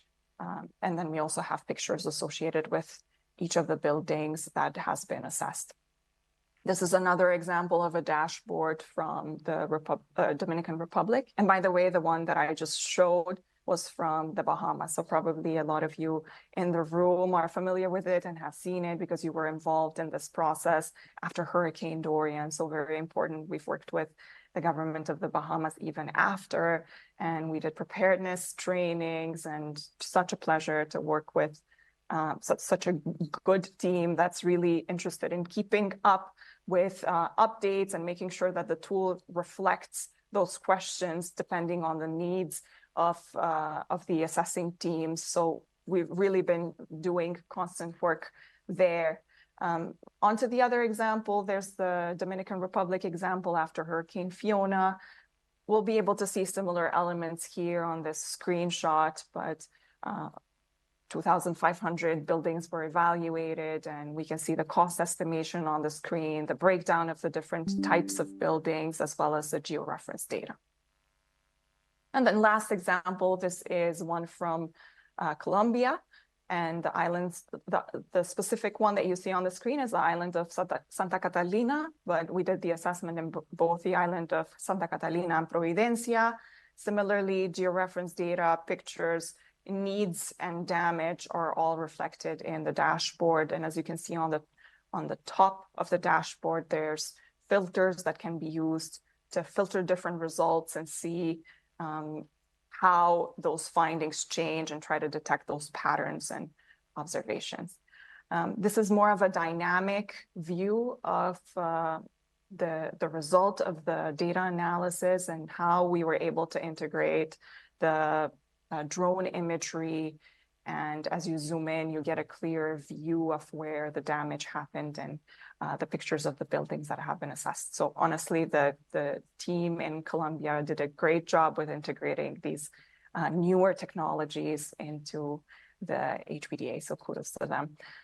With this example, I would like to mention that HPDA training and deployment can be requested by contacting your focal point at the UNDP multi-country office in Jamaica. So if there's any interest, we're very happy to be in contact and provide any support that you may need. Thank you so much for your attention. Thank you as well, Ms. Kahaya, for highlighting to us the housing, building, and damage assessment tool, and more so the important role that real-time data contributes and continues to play as it relates to swift evidence-based decision-making, particularly when we think about how quickly we need to act when disaster strikes. So thank you so much again for your intervention. Our final speaker for today on this panel and for the event is Mr. Hartley Eugene Thompson II. He's a UNDP engineer and architect, and he will elaborate on another intervention, specifically the mobile technical assistance centers in the Bahamas. Mr. Hartley obtained a diploma in architectural design and construction technology from the College of the Bahamas, and he has worked throughout the Bahamas in the architectural engineering and communications fields for the past 45 years, most recently retiring from the Bahamas Telecommunications Company as technical manager after 27 years of service. And so today he continues in private practice based in Freeport, Grand Bahama, offering project management, architectural, and consulting services. Mr. Hartley, the floor is now yours for the final intervention for today. Thank you, sir. Good morning, good afternoon. Protocol having been established, it's just an honor and an opportunity for me to present today. I've been asked to give an overview of the Technical Assistance Center, TAC, which was implemented by the UNDP under the Hurricane Dorian project.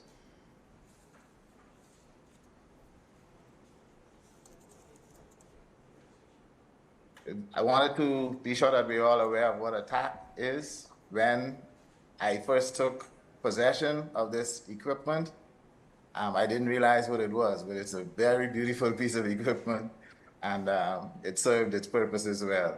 2 identical vehicles were delivered, one to Grand Bahama and one to Abaco. The general features of the TAC vehicle: it has a retractable 15-foot awning. There's a built-in generator. It has generous exterior cargo storage. It comes with a ladder that allows you to access the roof deck. It's fully air-conditioned, and there are bucket seats. In the interior, and there's a picture of it, there's a dining work table, and that table can actually fold down and with cushions create a bed for two additional persons. There's a fully stacked kitchen, microwave, a walk-in shower, toilet and basin with a private bathroom.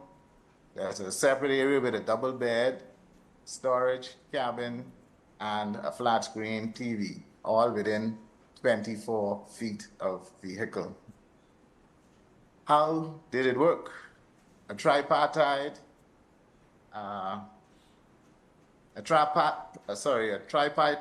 partnership involving the UNDP, who hired 1 engineer, myself, per TAC, 1 in Grand Bahama and 1 in Abaco, and funded the operational costs.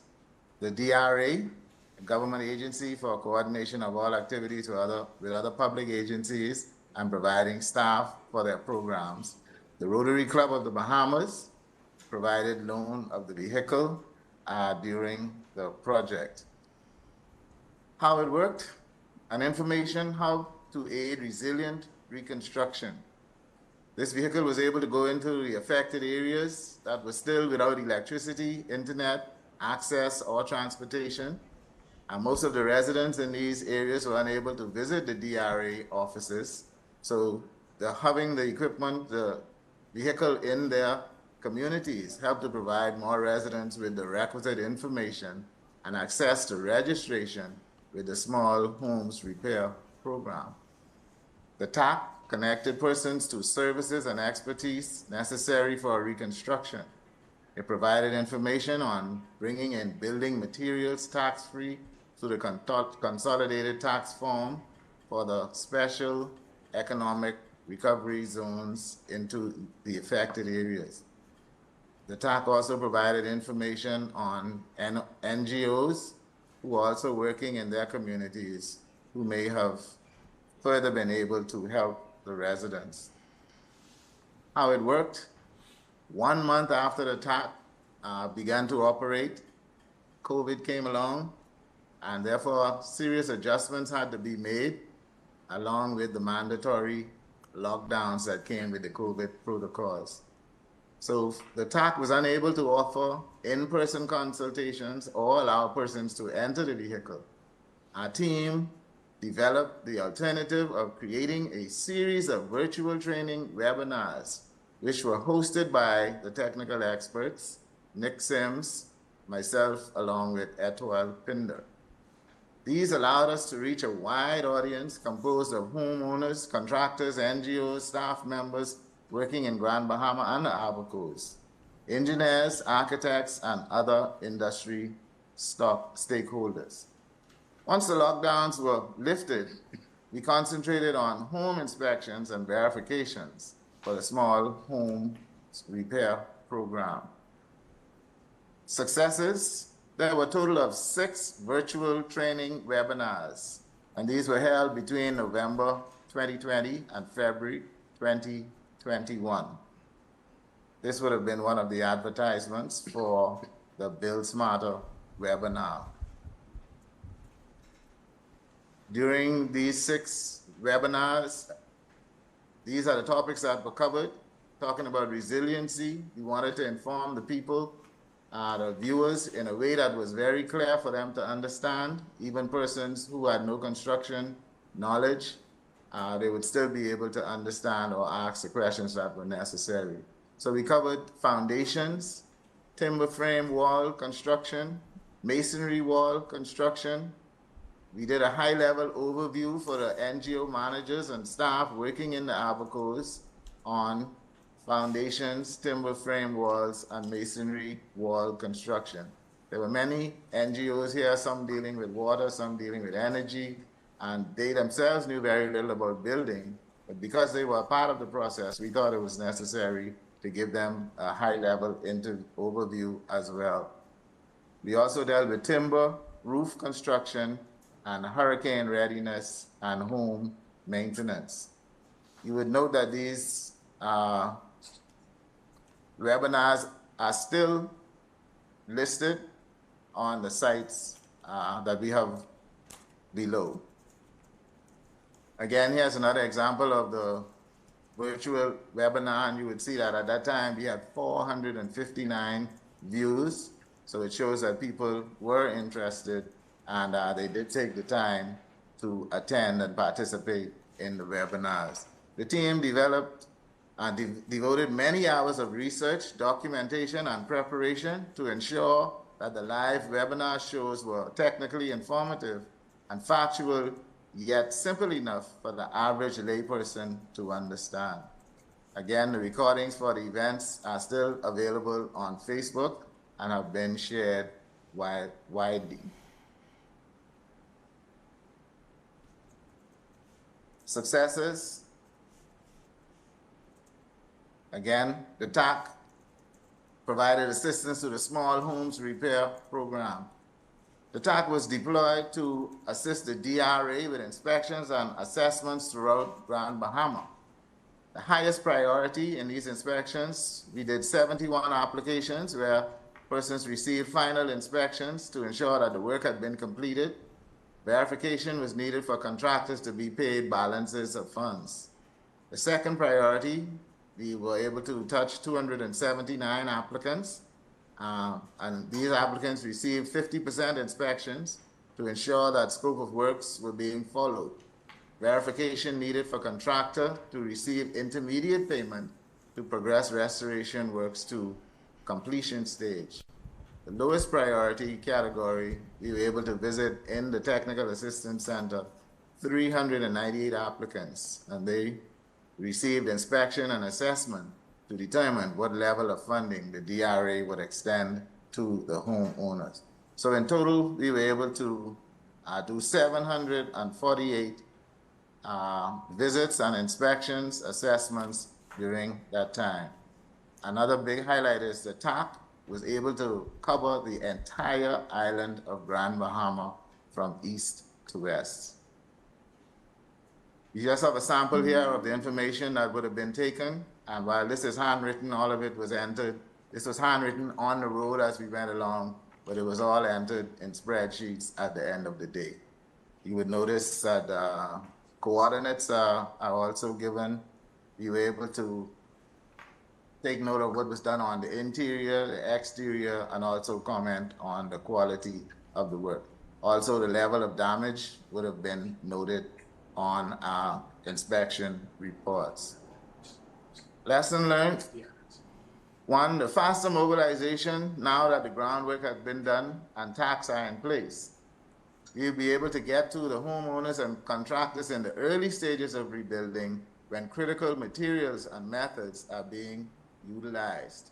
We realized that it took a while to get the project started, and when people are out of their homes and displaced, a lot of them began to use materials and methods that were not adequate, not resilient. So once you start, it's very difficult to come back to where you should be. So lessons learned is that we need to be able to mobilize very fast after these situations. Secondly, documentation is critical and time consuming. A spreadsheet had to be created and maintained for each DRA client. A separate spreadsheet and database had to be updated for UNDP, inclusive of GPS coordinates for each assessment, photos, uploads, scanning of signed reports for each house assessed.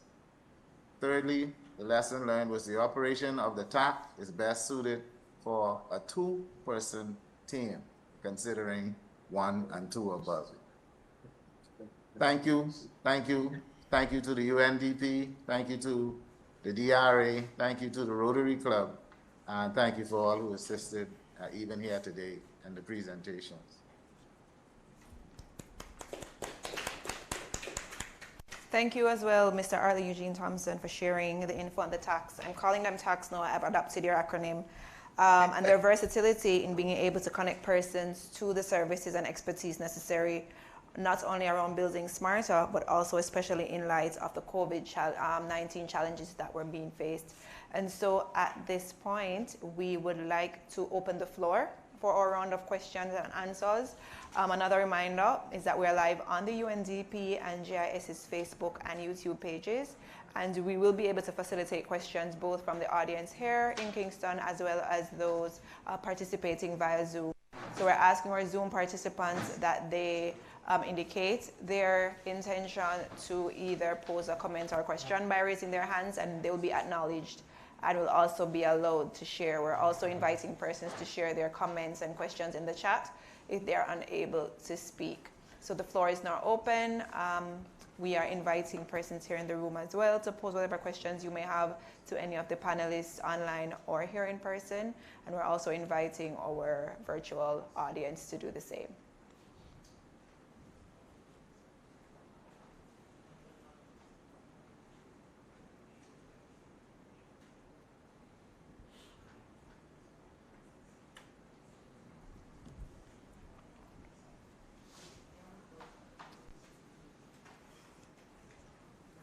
So let me take the opportunity to kick it off, break the ice, and just to say what an amazing roundup actually of experiences from the countries and territories that are participating. I think that was quite a tour de force in terms of seeing the diversity of the governance arrangements, the policy arrangements, and institutions actually that are being put in place, and how communities and governments have been really responding in the last few years to some of these crises, looking forward, but also the downstream capacities and approaches that are taking place through specific tools, through specific technology, whether high tech or low tech, and how this can really help communities.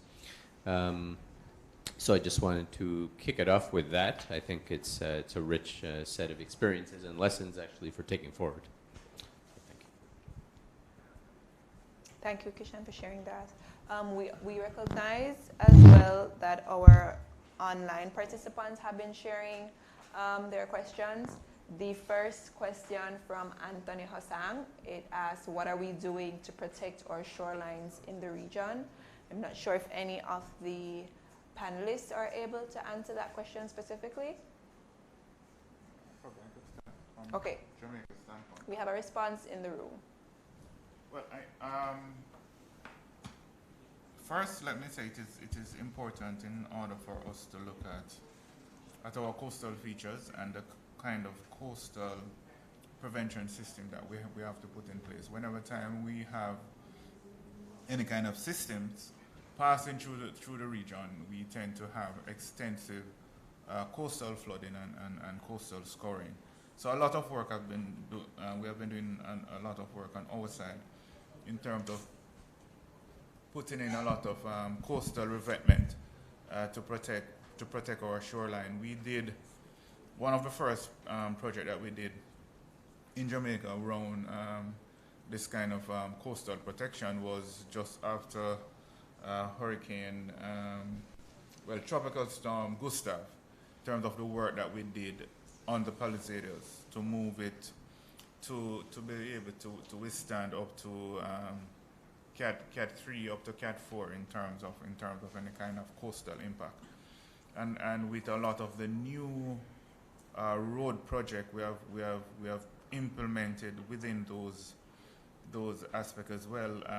Other coastal revetment project. We have the latest one that is happening, that is coming to a conclusion, is one out in St. Thomas, where that area going into Morant Bay tend to have a lot of coastal flooding whenever time we're impacted by events, and we have put in a major revetment project there. So I think it's a great understanding on our part the kind of impact we have as small island developing state, that our economy and our livelihood is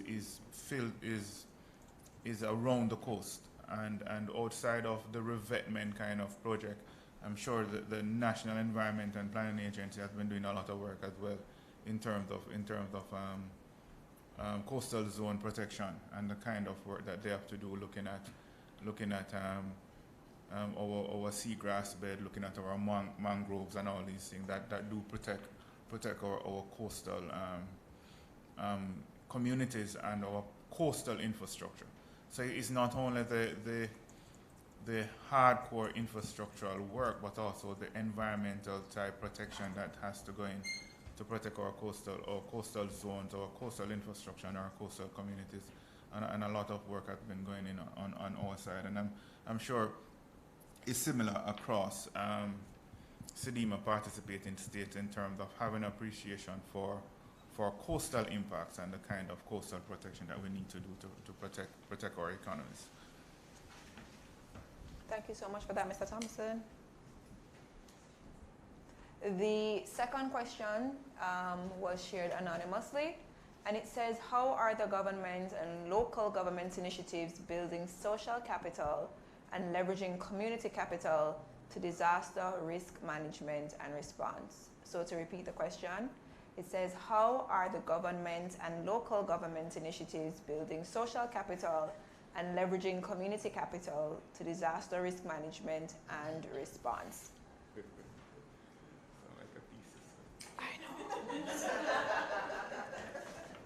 I'm not sure if we have any takers in the room or online. I'll try. Okay, Mr. Thompson is taking down the challenge. I'll try. Who is the person in the anonymous attendee? Well, that probably is a professor. I agree. That posed that. That sounds like a real thesis question. But in terms of our social capital, I think we, in terms and social, let's start with social protection. Mm-hmm. The Ministry of Labor and Social Security in Jamaica has been doing a lot of work around social protection. They chair the one of the committees of council, which is the welfare, which deals with welfare planning.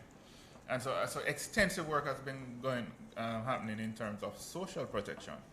And it's with an understanding that you have to build that social network in peacetime, so to speak. Nothing is happening, there's no disasters happening, and things are good. You have to build that kind of social protection, especially for those who are at below the poverty line. Because what it does, it makes it easier to deal with the response in times of disasters when you have already implemented that kind of social protection network. So your PATH programs and all the other social protection programs are part and parcel in terms of building a resilient community.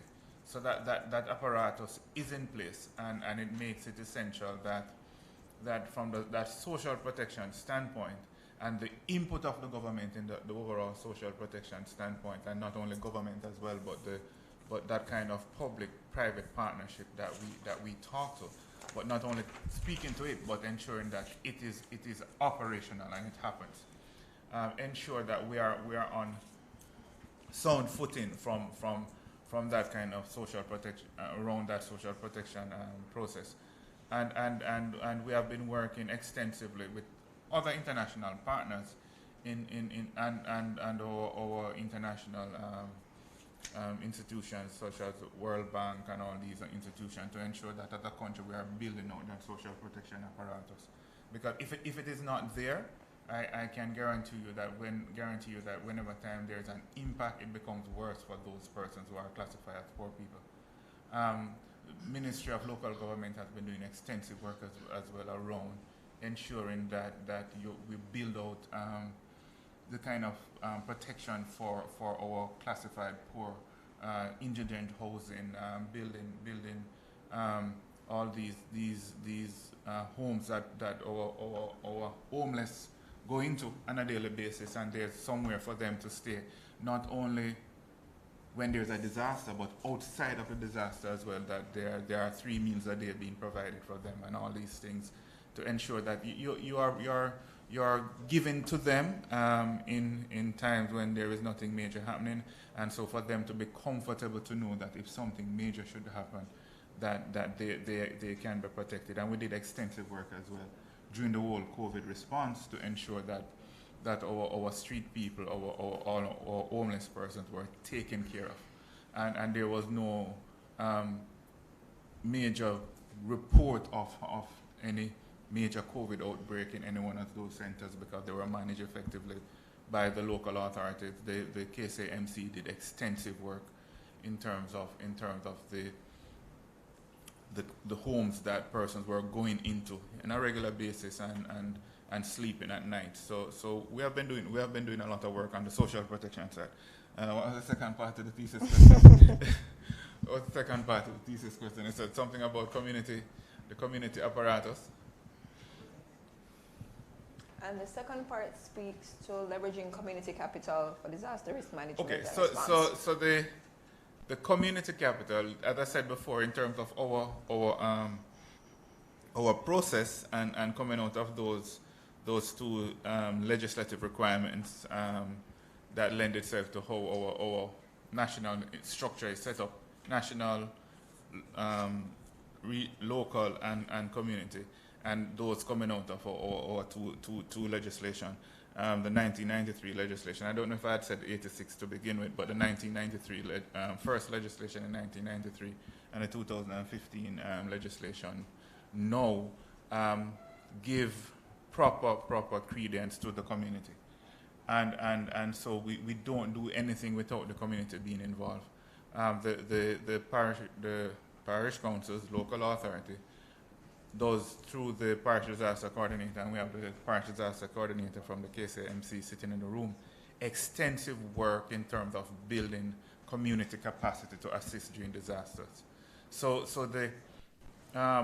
my good friend Mr. Sargent from Bahamas spoke about building resilient shelters, and in Jamaica our shelter management process is dealt with by community persons. So they manage those. The shelter managers are from the communities. They understand what is happening in the community. They open shelters. The zonal committees and the emergency management response communities at the community level are extensively stocked by community personnel. We do training and capacity development constantly every year. There's shelter management training right throughout the year to ensure that we are building that capacity at the local level. And for us in Jamaica, when we speak about aspect of gender in disaster management, and I always say gender issues are not women issues. It's comprehensive. It includes men, women, children, age group, the elderly, everybody. What we find from the gender standpoint is that our volunteers at the community level and persons who are always clamoring for the kind of capacity development at the community level that the ODPEM gives, the local authority gives, the SDC, MLSS is dominated by women. So it's dominated by women. They come out, they come for the training, they ensure that they are mothering the community, so to speak, and that's basically how we do it on our side in Jamaica. Those community groups, women are constantly being involved. I remember once we did some training under the Building Disaster Resilient Communities program, and we did a follow-up training, capacity development at the HUDPEM, and a lady came to me and she said, Mr. Richard, but we are so appreciative of these capacity development training and our ability to help our communities, but every time you train, we don't use the experience that we have. So I said to her, we would want to keep you trained, but we are happy when you are not using what we give you. Because when you're using it, it means that we would have been impacted, and we don't want that. But what we want to ensure that if we are impacted, that you are able to assist. And so that's what we have been doing in terms of our the kind of social input and the community-based input in disaster management. Don't know if that answered the thesis question, but I tried. Thank you so much for sharing the response. Going to the other questions. Our government here, not sure where here represents from anonymous attendee, but our government supporting and promoting cost-effective climate risk and disaster insurance programs as part of their resilience strategies. I'm not sure if any of the country representatives can speak to that. Sharing the question again. I don't know if Bahamas on the table.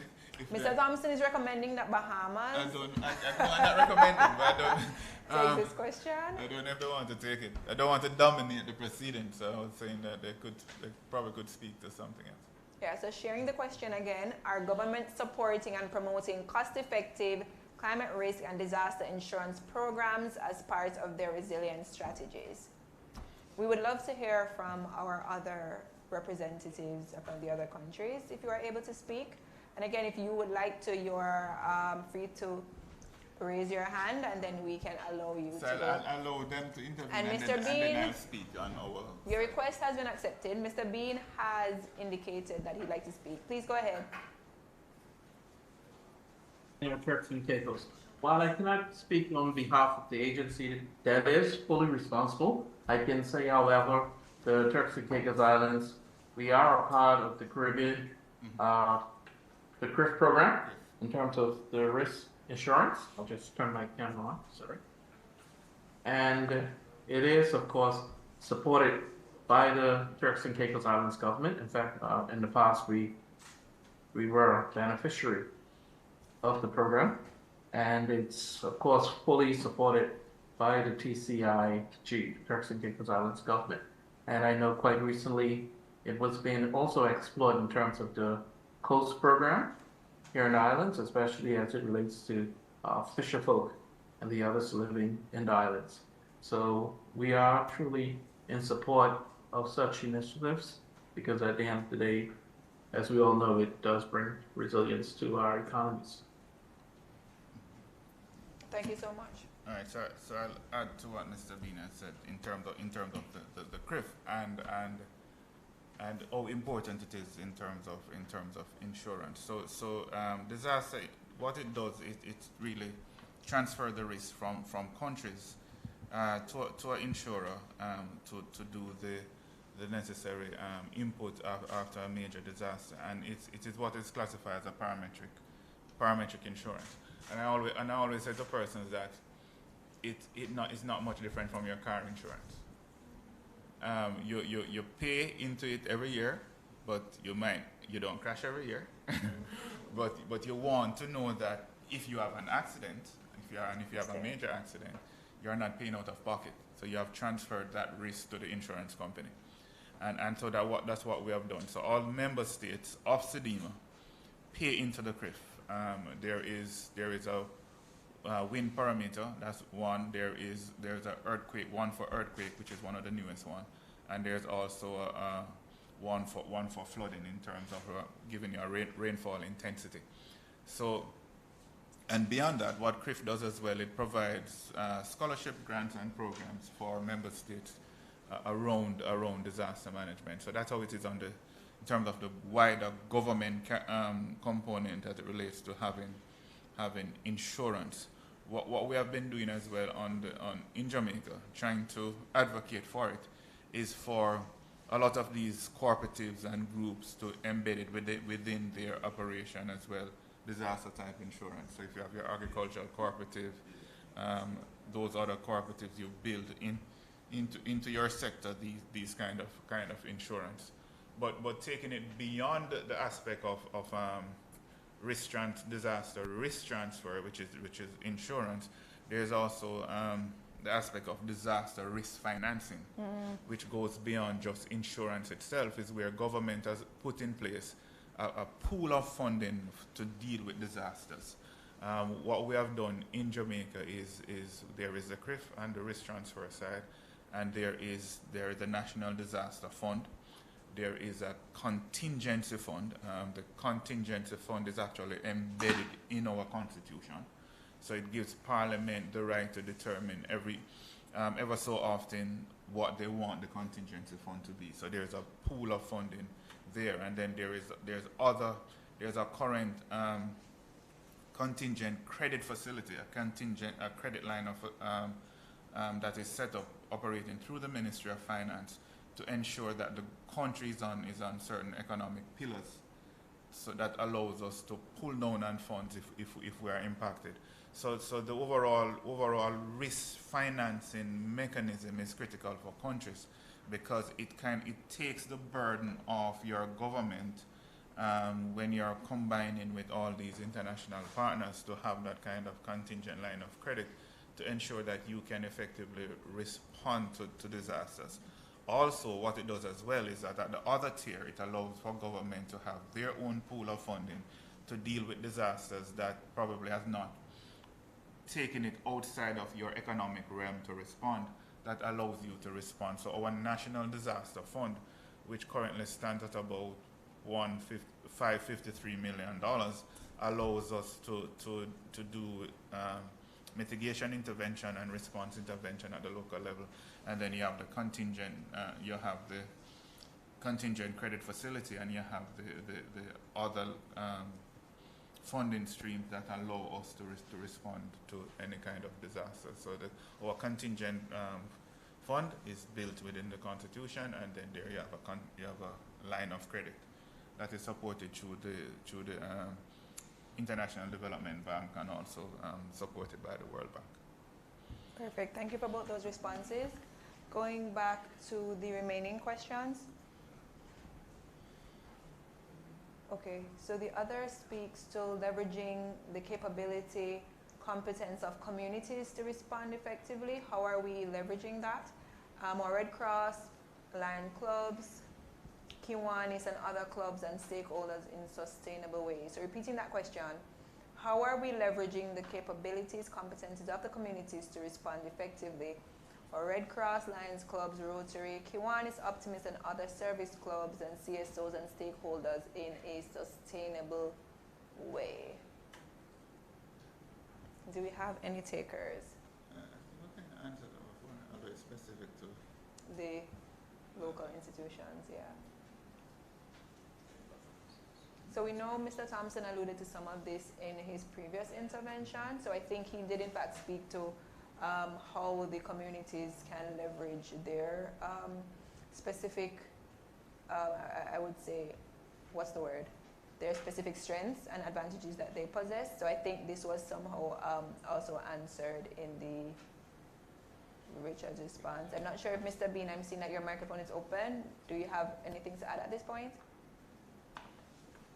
Yeah, so I just wanted to add, I know it may be somewhat in most territories and countries, whereas in the Turks and Caicos, the Red Cross actually has an MOU with the government as it relates to disaster management, as well as other,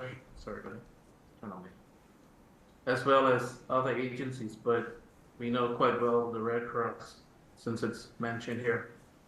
And what has occurred is that we've actually seen somewhat of a paradigm shift, where they have been creative in terms of their outreach. And this creativity has led to, I guess, an increase in terms of their participation, especially from the younger community. So we've seen quite a bit of community engagement and also participation as it relates to, I guess, outreach, response, and the likes, where you're seeing that new fusion of blood, especially from the activities that they're doing. So I know in our situation, it is being leveraged in terms of assisting in the need that we are impacted, and it has been the case in previous storms, Irma, Maria. We would have seen agencies like the Red Cross, like the Rotarians, of course, respond in terms of assistance and also being trained in various aspects. I know that the Ministry of Tourism, for example, has the responsibility for the Environment Assessment and Planning Subcommittee headed by my permanent secretary, who deals primarily with that of carrying out most of the assessments after we've been impacted.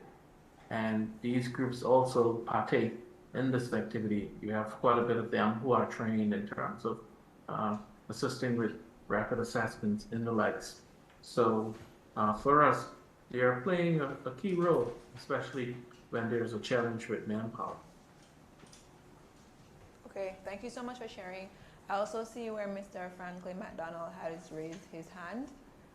We will give you the privilege to speak. Please go ahead.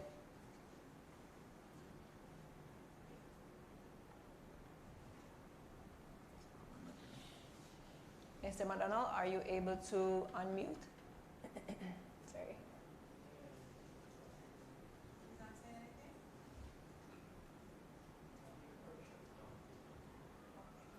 He's speaking,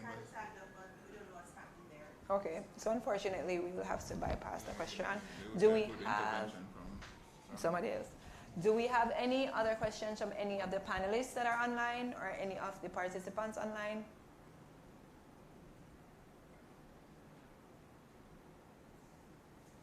Okay, so I think we have exhausted all our questions and answers. And so, ladies and gentlemen, thank you so much.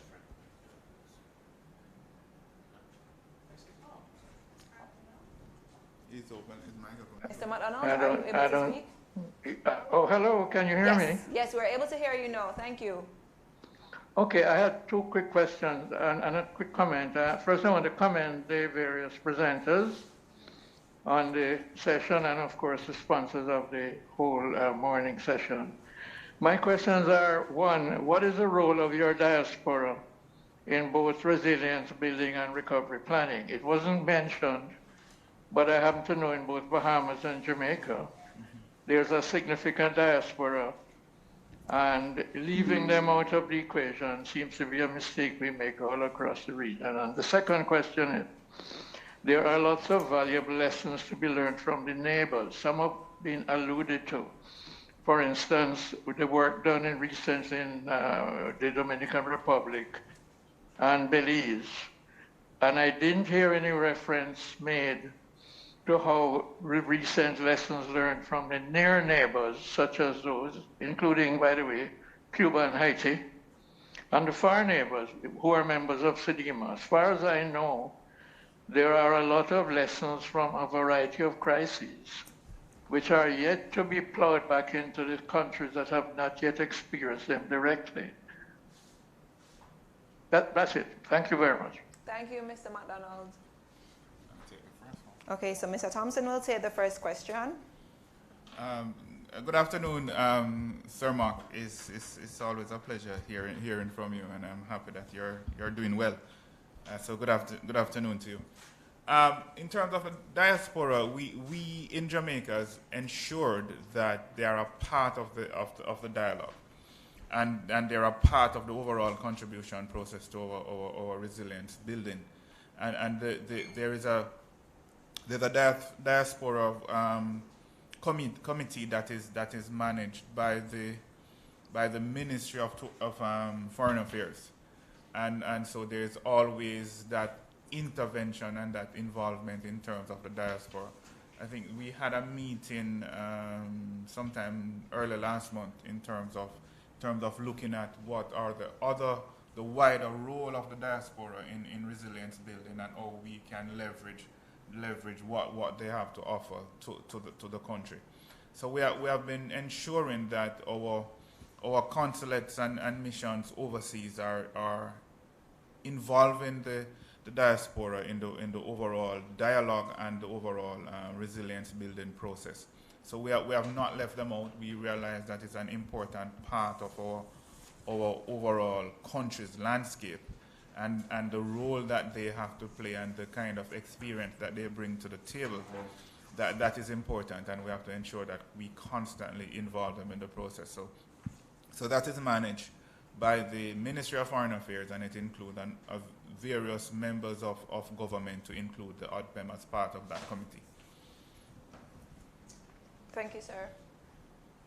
Would anyone like to respond to the second component or the second aspect of the question?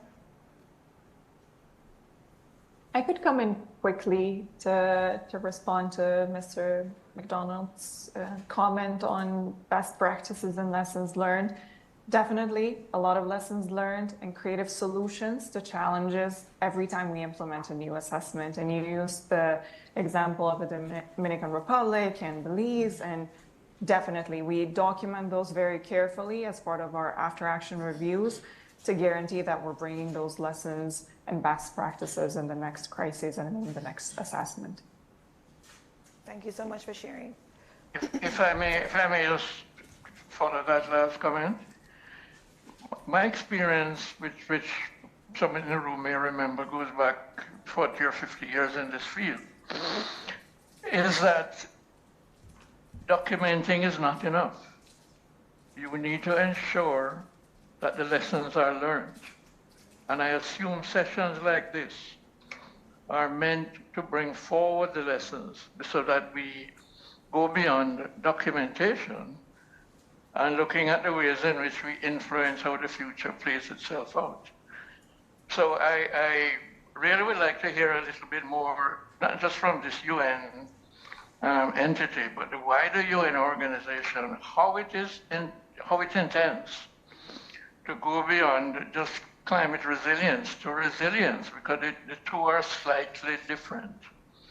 We are building a lot of climate resilient projects, and I emphasize projects in the region, when the threats are not confined to climatic events. So we need to look hard at what is happening in terms of tectonic activity and the lessons learned from Hispaniola over the last 10 years, and to see whether or not they are indeed and in fact being applied in a creative fashion, taking advantage of all the new technologies to the countries that may receive the effects of seismic events, including tsunamis, in the region, which has a rich history of such events. So I'd like to hear more from the UN colleagues about how they are making sure the lessons are not just documented and presented, but in fact turned into practice. Thank you.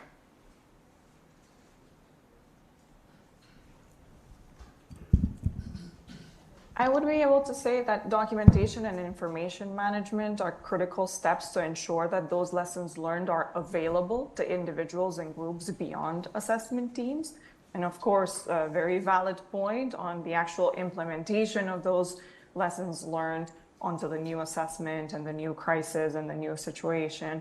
So I would say that we really take a lot of care and effort into making sure that there is a list of resources and recommendations and best practices that come out of each one of these exercises and assessments in the field, and then make sure that the new team that's going onto the ground and designing, not even implementing yet, but designing an assessment would take all of those into account. Maybe a dedicated session could be useful, and those are resources that we can share from experiences from different countries, but there's definitely a big effort dedicated into knowledge management and making sure that that knowledge that is being generated is captured and is available to other teams beyond those who are there in person and troubleshooting and finding creative solutions to challenges that come up on the spot that are often unique to the context in which we operate. So, great question.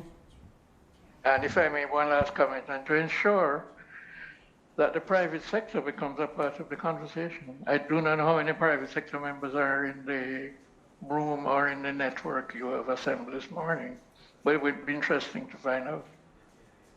Thank you. Thank you so much, Mr. McDonald, for that very thought-provoking two-part question, and also being able to get the interventions not only from persons here representing government, but also the UNDP team.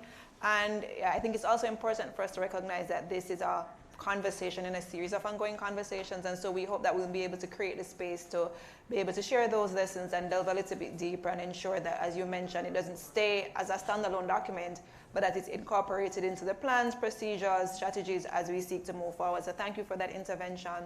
And so in reflecting and listening, I'd like to share what I would consider some of the key takeaways from our speakers today.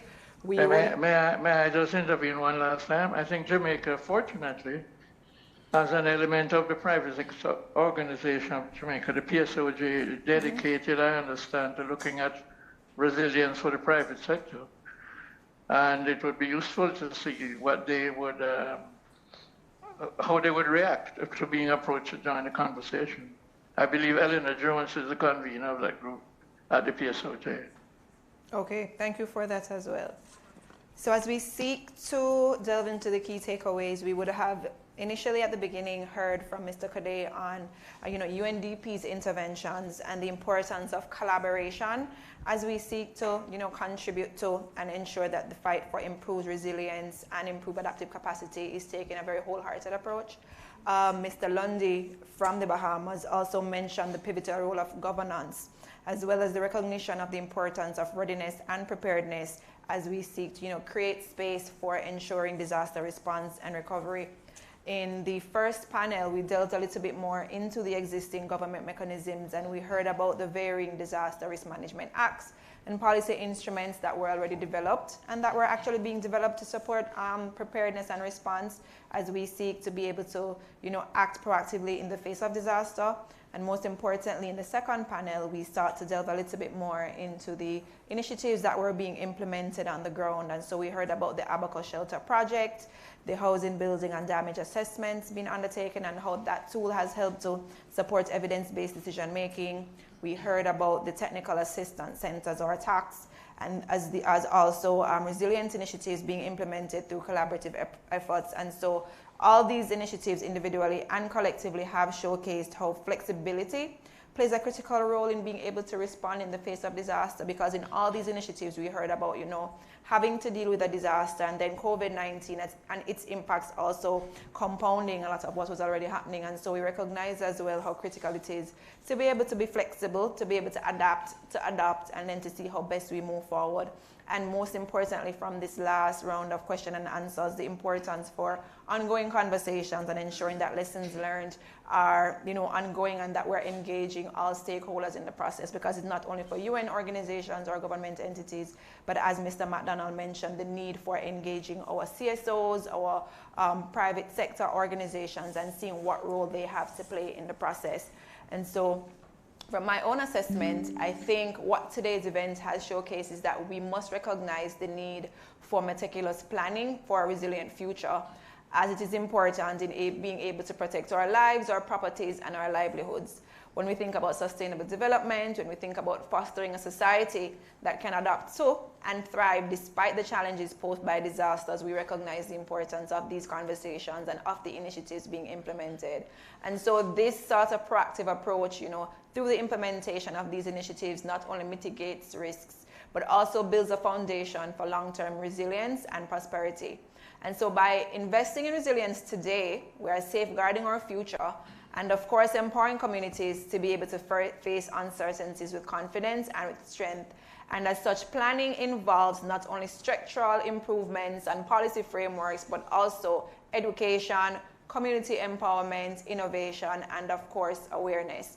And so as we close today's event, I would like to extend sincere thanks to the United Nations Development Program and the team at large for its unwavering commitment to this vital mission around disaster preparedness and recovery. We recognize their leadership and support have been instrumental in advancing shared goals and driving meaningful change in relation to disaster risk reduction. A special thank you as well to all the speakers who have shared their invaluable insights, to the audience both here in Abaco and at the UNDP office in Jamaica, to the JIS team for their capable production of this event. All contributions have been vital to the success of the collective efforts, and they are all greatly appreciated.